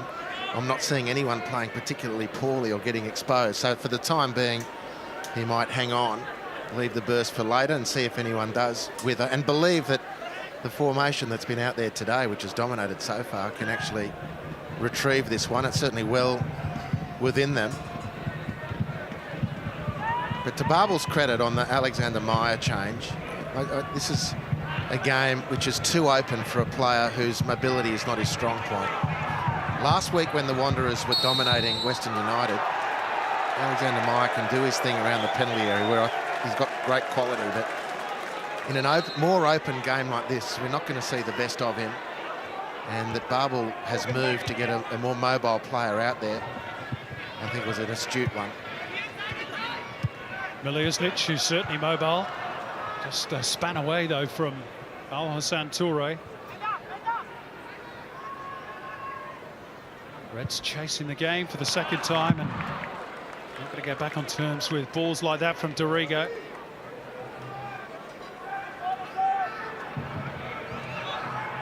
Lost their last home game, of course, as well, against Wellington Phoenix.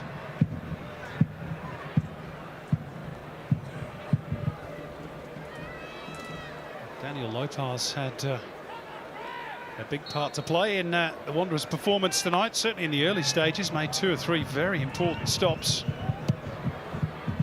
Less busy in the second half. It's a good first touch by Duke.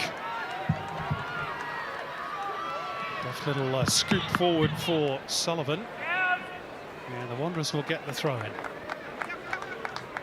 Strong burst from Sullivan. It's not an attack that was really going anywhere, though. They get the throw, which is a little fortuitous. Jakobsen certainly didn't think it was a throw. Mind you, you wouldn't expect him to concede defeat on that one at this stage.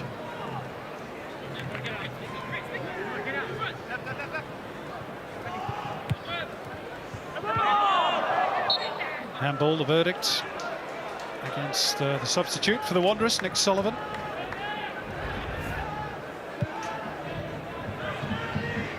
Just bounced up onto the forearm.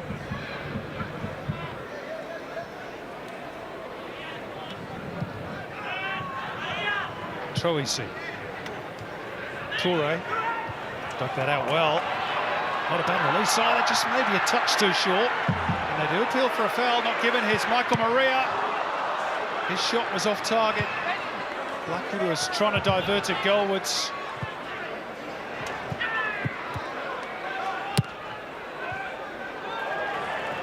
Adelaide starting to push. Dorigo.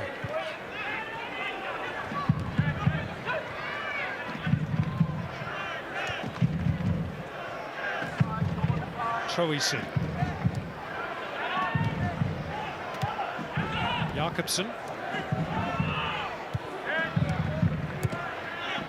Dorigo's a little bit tight in there.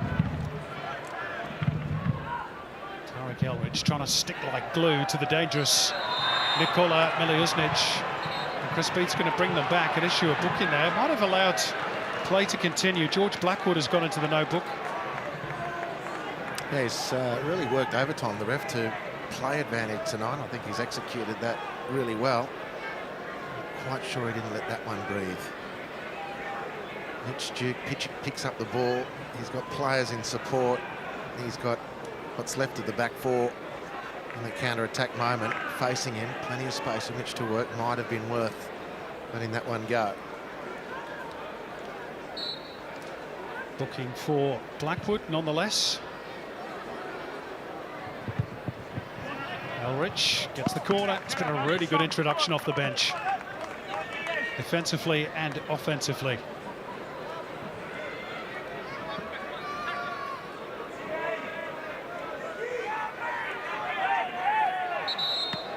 Chris Beath just giving the Wanderers the hurry up. They're in no particular rush to take this corner.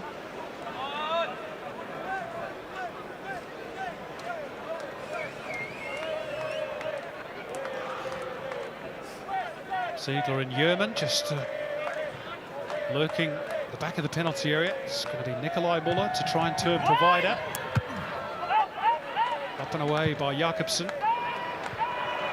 Now the chase is on, and Miljuznic is super quick. Look at him go. Just burned off Elridge, who, to his credit, stuck to his task and ensured that he couldn't make any further progress. But wow, that was like the 100-metre dash. Well, he looked like the roadrunner. And Tarek Elridge is no slouch.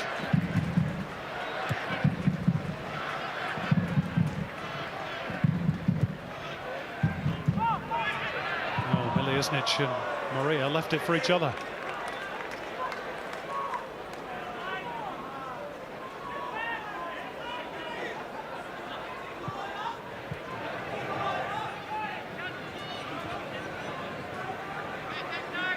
taken in one or two of the big ones.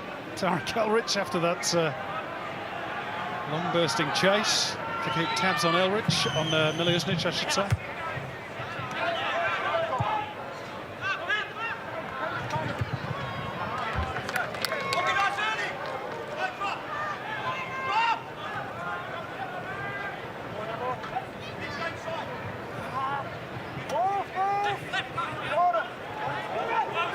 Minutes to go, plus quite a bit of stoppage time, no doubt.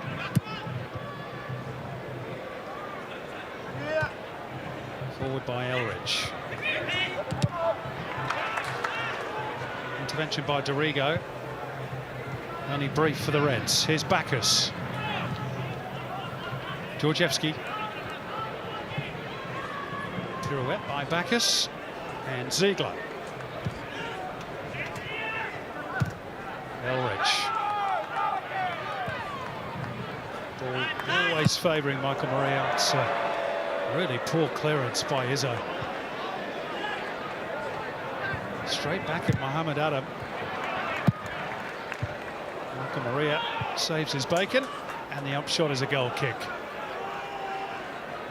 I just wonder whether that adductor injury that Paul Izzo has been struggling with, and we saw him in the first half just get a little bit of attention for that. I don't know whether it's the same area that's been injured, but one or two of his clearances in this second half have been a little bit tame. Yeah, look, he's normally very, very good with his feet. He hasn't been quite as effective tonight.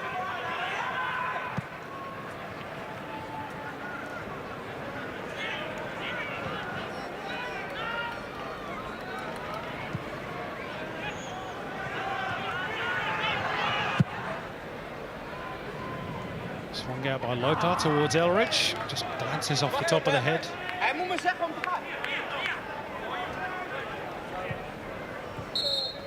Still plenty of time for Adelaide. Michael Maria is going to be ushered back. He stole a few metres from the last throw, not this time. Fourth official Daniel Elder keeping him honest. There's the As Live ladder, which would see the Wanderers move into the top 6 if it was to finish this way.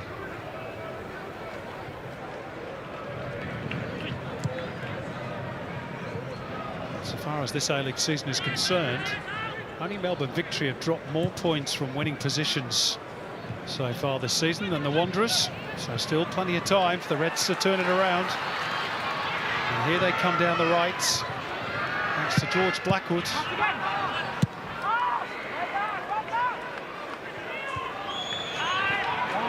Bit of space here for Michael Maria. It's going to have a go. Ambitious. Yeah, I don't mind that as an option, though. I think he's a really exciting player. He's got a beautiful left foot.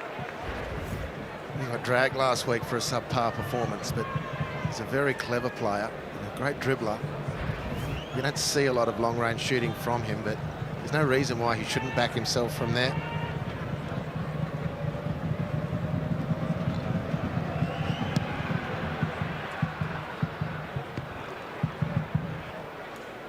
Sullivan. Good use of the body to hold off Dorigo. And a foul by Mo Adam, right in front of those travelling Wanderers fans.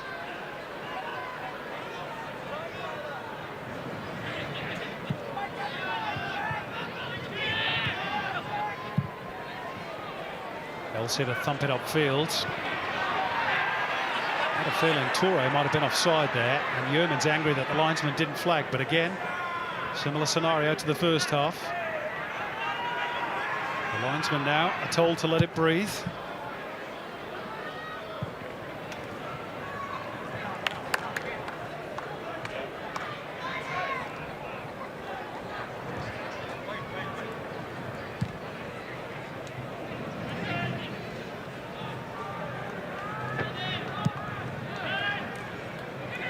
Troisi.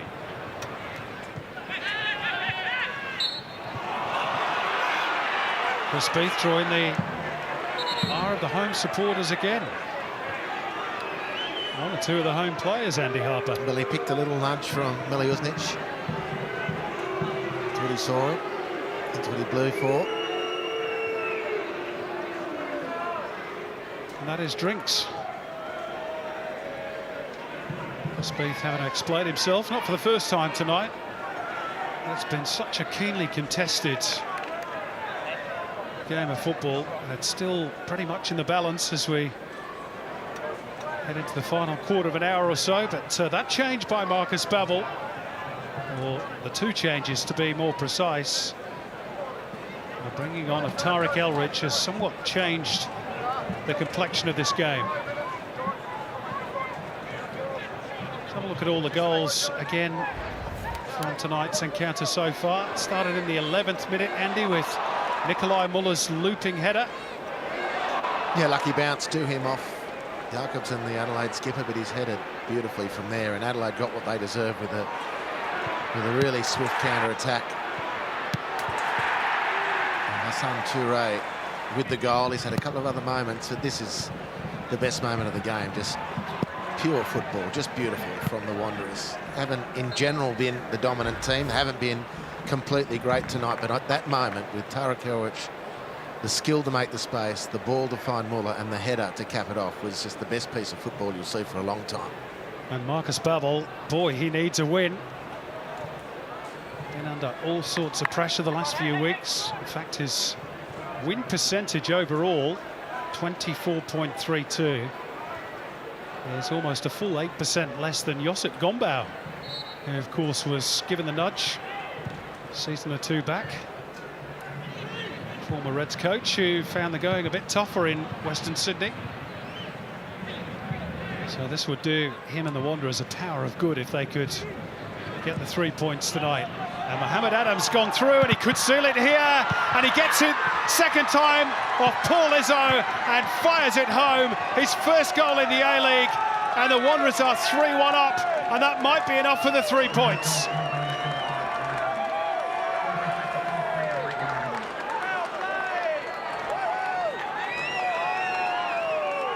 Well, Izzo does a great job to block the first one. And for the Wanderers again, who've played without a bit of luck over the months, get a fortunate rebound. Again, it's a narrow attacking line. He doesn't go offside, so it's play on. Izzo blocks the first one, and the rebound is perfect for Mo Adam. He's had a great game tonight, the youngster. So too Schwegler asks the serious question of Adelaide's defence. They can't quite measure up. No fault of Izzo there. Mo Adam can't round the keeper first instance, but it's a perfect rebound for the youngster, whose finish off that rebound is assured. Adds a goal to the assist he put on for the opener for Nikolai Muller. Great moment for the youngster. His first goal in the competition. And maybe the Wanderers are finally going to have something to celebrate. Robbie Cornthwaite, your take on it? Yeah, it looks like another good piece of coaching by Marcus Babbel down here. About 5 minutes ago, he said to Mo Adam, "How you going? Do you want to come off?" And the young kid said, no, leave me on, I'm good to go. So he's rewarded his coach by leaving him on. And throughout the last 15 or 20 minutes, actually, they've been encouraging Adam to get up high, get up alongside Jakobsen. And again, it's paid off, 3-1 up now. Sure has, thanks, Robbie. Again, they've had a little bit of luck, as Andy Harper pointed out, but perhaps they were due a change in fortunes. What can the Reds do about it? Looks pretty desperate situation. Here's Troisi. And it was Blackwood who stole in on the blind side of Yerman and forced Lopar into action. Well, again, they've been punished for defensive lapses, which is what this is from Matt Yerman. He doesn't attack the ball, he stands and swings that right leg. It goes a little either side of Daniel Lopar, and there might have been an inquiry, but Lopar, even then, it takes a bit to beat him. He's been great tonight. This game might have been gone a lot earlier in favour of Adelaide if the Wanderers keeper wasn't on his game. Well, that was virtually the last involvement in the game for Mohamed Adam. That's perhaps game-clinching third goal. He takes his leave a little bit later, perhaps, than Marcus Babbel had planned, but boy, I bet he's happy he heeded those pleas from the youngster to stay on the pitch. Rewards him with that third goal, and now Tas Wardakoutas is on to try and help see the job through. He's going to add a bit more ballast to that defensive midfield area alongside Backus and Schwegler.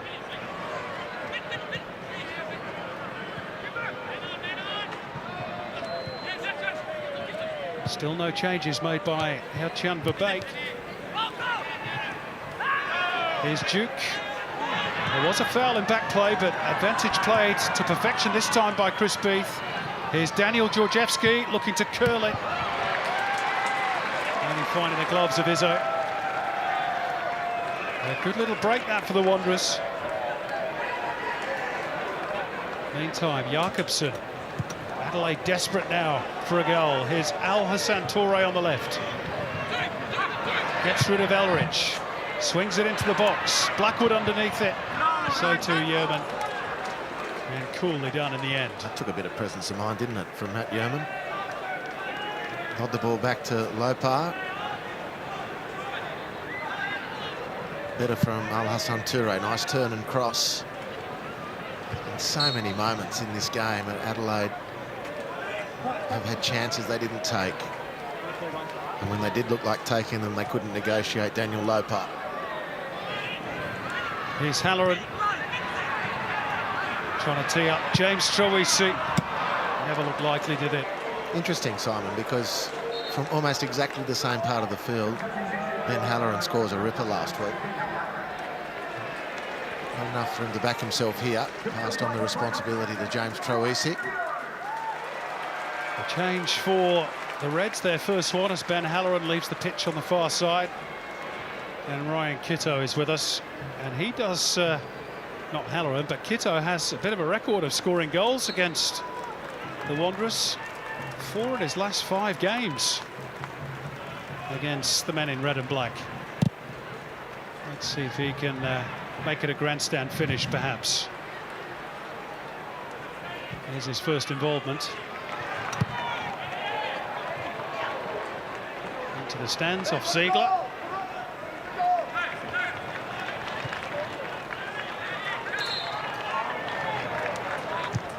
Hertjan Verbeek not happy that ball was thrown onto the pitch from the stands. Feels everything's going against his team. They're going to get a corner off Schwegler.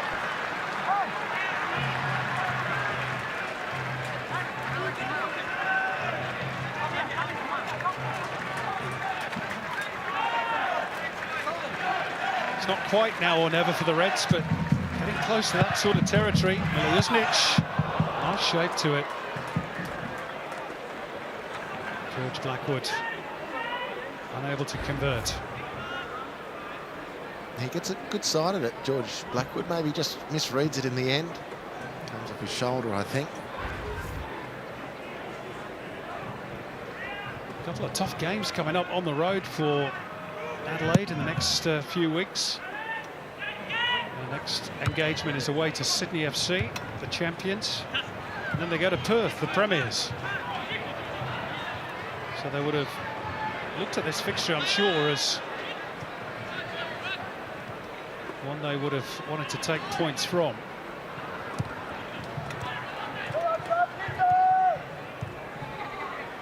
There is the next 5. Their first home game on the back of those 2 road trips. Isn't much easier either. That's against Victory, their traditional rivals.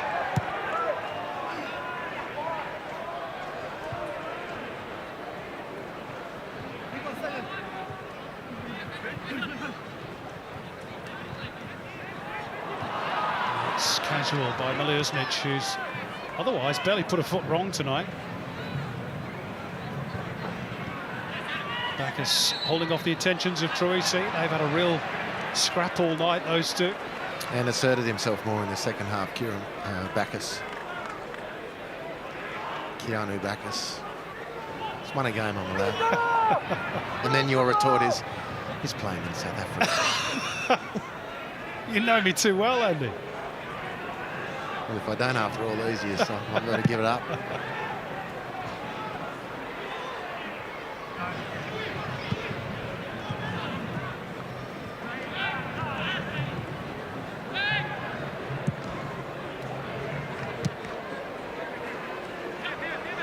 He does it for Yeoman. Down the line by Georgievski.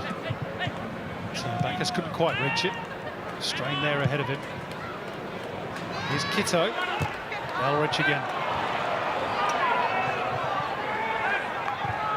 He's been really good off the bench, Tarek Elrich.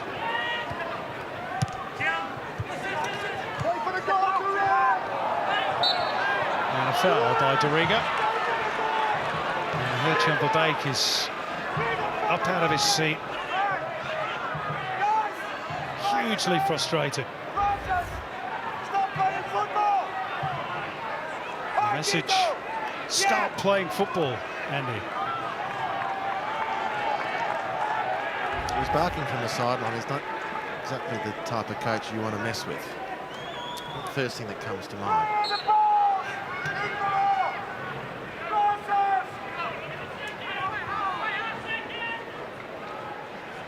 Yeah, former junior boxing champion. Does a bit of the old martial arts as well. Ride to Harley. But most importantly, Harps loves Led Zeppelin. Really, I would have made him more of a status quo man. No. He's got quality. Herchan in his musical taste. Yeah, well, he looks like status quo. Rick Parfitt, you're thinking of. Yep. Doppelganger. Long ball over the top. Well, Milosnic is quick, but even Usain Bolt when he got to that one. Well, speaking of luck, the Wanderers have had a bit tonight. They've missed out on luck throughout the season various times, and it's Adelaide who've been the unfortunate ones. It's Duke incident.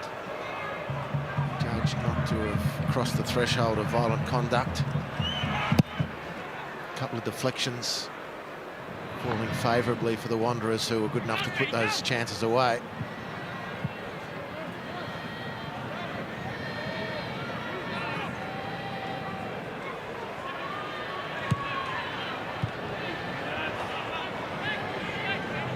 Just 3 minutes to go, although there will be a fair bit of stoppage time to be added.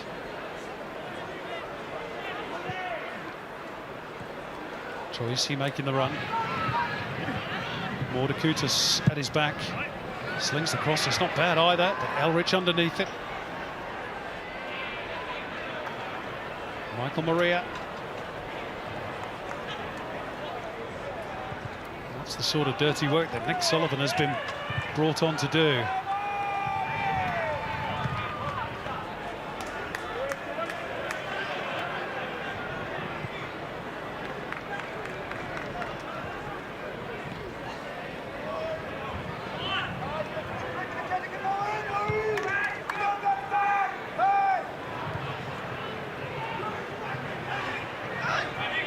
Jordan Elsey. Maria. Oh, Kitto's got away from Elrich this time. Can he find the cross to match? Floats one up into the box and Schwegler was underneath it. And now the Wanderers can look to break, perhaps. Bacchus in possession. And the ball over the top. We'll find Nikolai Muller, who's onside and on a hat-trick, of course. Oh, the 1-2 wasn't really on with Bacchus. Well, it's good vision from Mitch Duke. He's missed a few passes or options tonight, but he saw Muller there. Big doubts whether that would have been allowed to stand. I think he might have just drifted offside, nevertheless.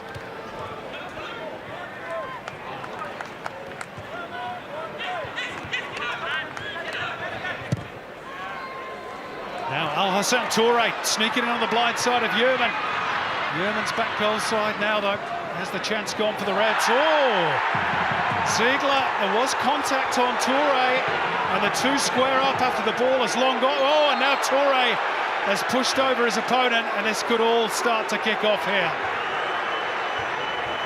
Adelaide thought they should have had a penalty. It's still on between Ziegler and Toure. Everybody's joining in, and Chris Beath has got an awful lot of sorting out to do.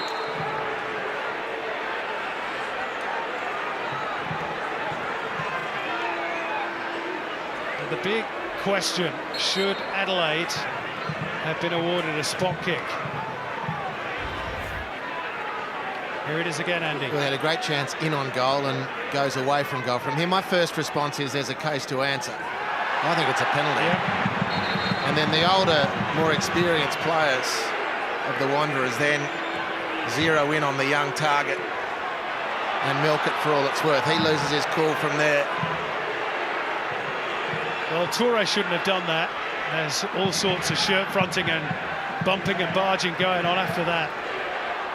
But what you can say with regards to Toure is that if Chris Beath is consistent, he won't sanction Al Hassan Toure because he didn't sanction Mitch Duke in the first half. The bigger question is whether there's a penalty to be awarded for Adelaide. Well, they're sorting out the melee first, it seems to me. The Bengal Lancers are in. 5 minutes to be added. I think that's going to be a little bit more once we got to the end of all this. Chris Beath is going to have a look at the screen to check whether there was enough contact for him to award Adelaide a penalty and make it a hugely dramatic finish here at Coopers. Well, maybe it's a confidence thing. And just, you know, the contact accidental or not is charged into Toure. The ball's gone away. Skill through the player. It's got to be a penalty, in my humble opinion.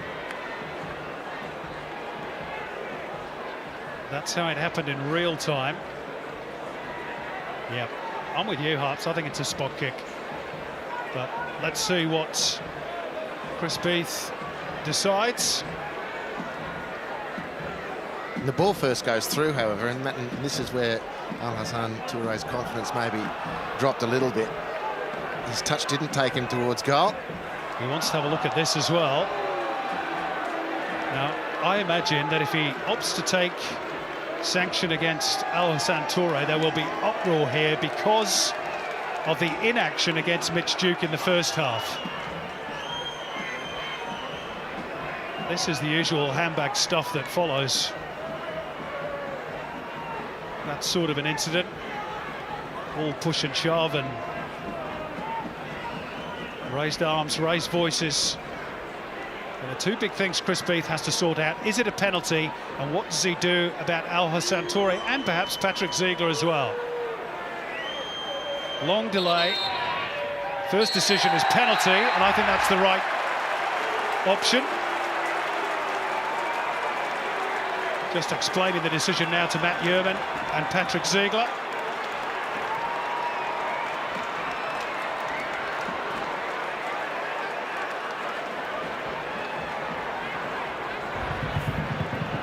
Well, you know my views on VAR, but this is what it's here for. Yeah, he didn't have quite the control, but then does well here, rounds it up nicely. It's a clever roll. It's a foul. I mean, it's a clumsy challenge. The point is, that happens anywhere else on the field, there's no doubt. And he's lost his cool at that point. And then the more experienced players for the Wanderers get the sniff of blood in the water. Well, no Riley McGree, of course, who was an option to take penalties. George Blackwood has never scored one in the A-League. Did score one in the Cup a couple of years ago against Melbourne Victory. And let's be honest, he's got to net this if Adelaide are to be a chance. Daniel Lopez been excellent between the sticks for the Wanderers. He saves this, it's surely game over. It is George Blackwood. Confident finish, back to 3-2, game on. And we've got about 4 minutes to play. And no further intervention from the match officials for the melee. And 7 minutes of stoppages from here. This is a clever roll, really clever play. Ziegler waves his protest, then acclaims that Toure has dived. Not substantiated, that was, from Blackwood. Very assured penalty. Just his second of the season, George Blackwood. And it's given Adelaide renewed hope.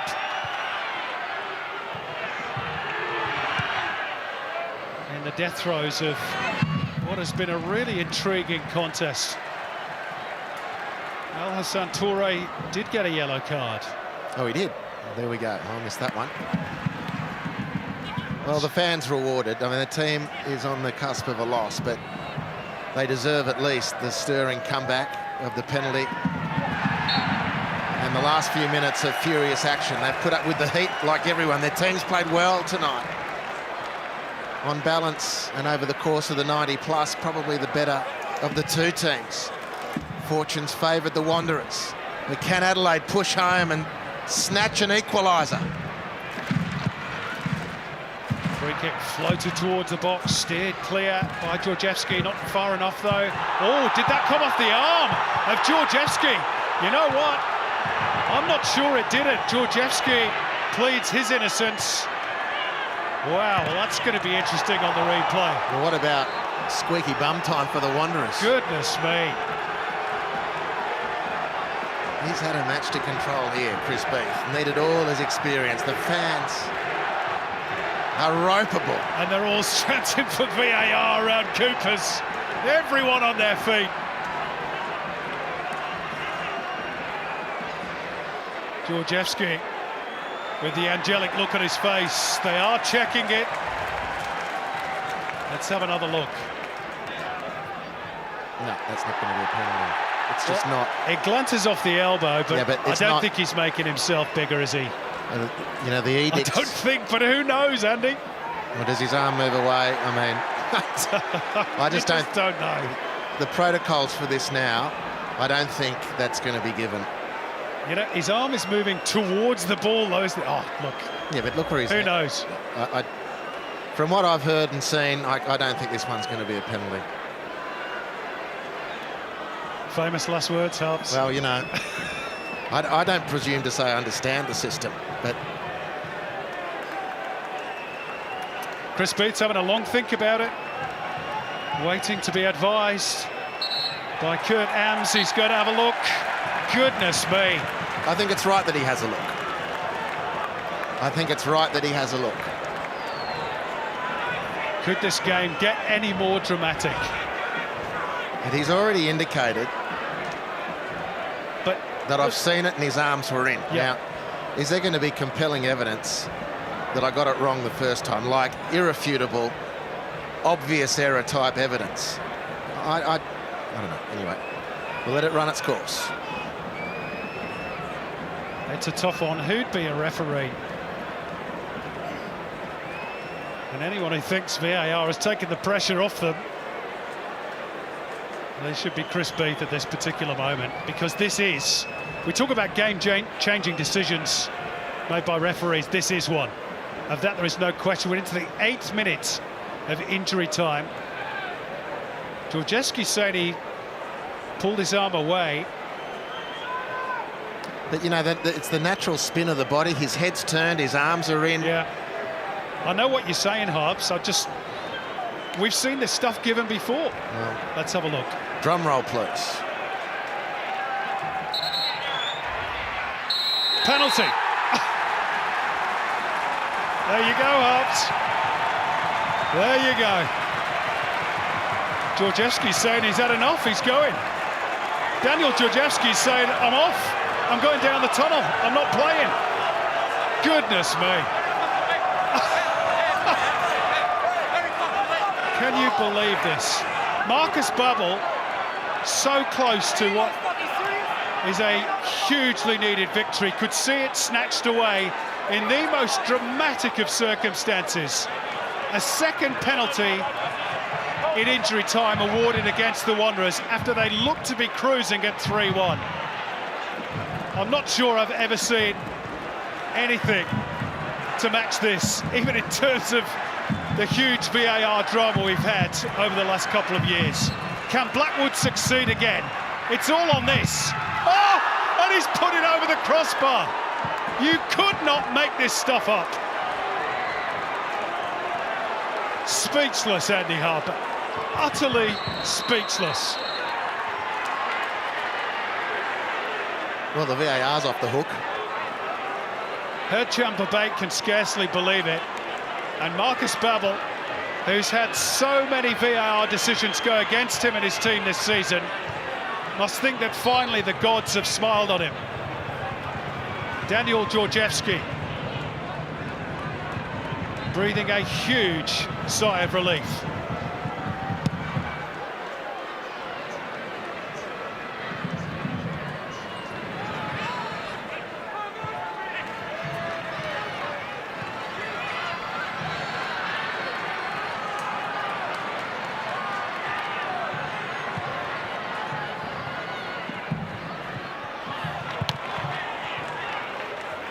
Georgievski booked for his part in all that drama, for the back chat, for threatening to go off. We're into the 101st minute of the game, Andy.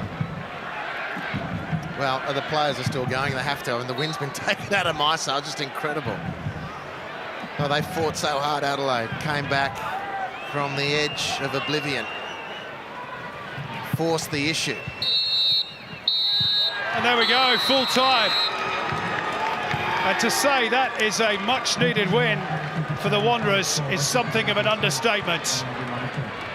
Daniel Georgievski still with plenty to say to the officials, still fuming about the award of those two penalties, well, particularly the second one in injury time.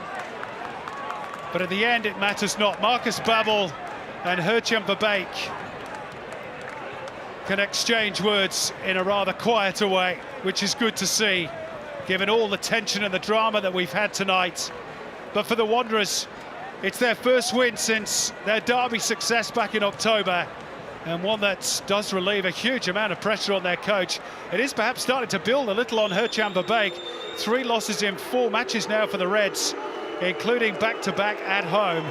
But boy, the Wanderers needed that. Chris Beath and the officials central to a whole load of drama, particularly in stoppage time. What a night, what a game at Cooper Stadium. 5 goals, 2 penalties, and that crucial miss by George Blackwood deep into stoppage time means that the Wanderers get the points. Adelaide United 2, Western Sydney Wanderers 3.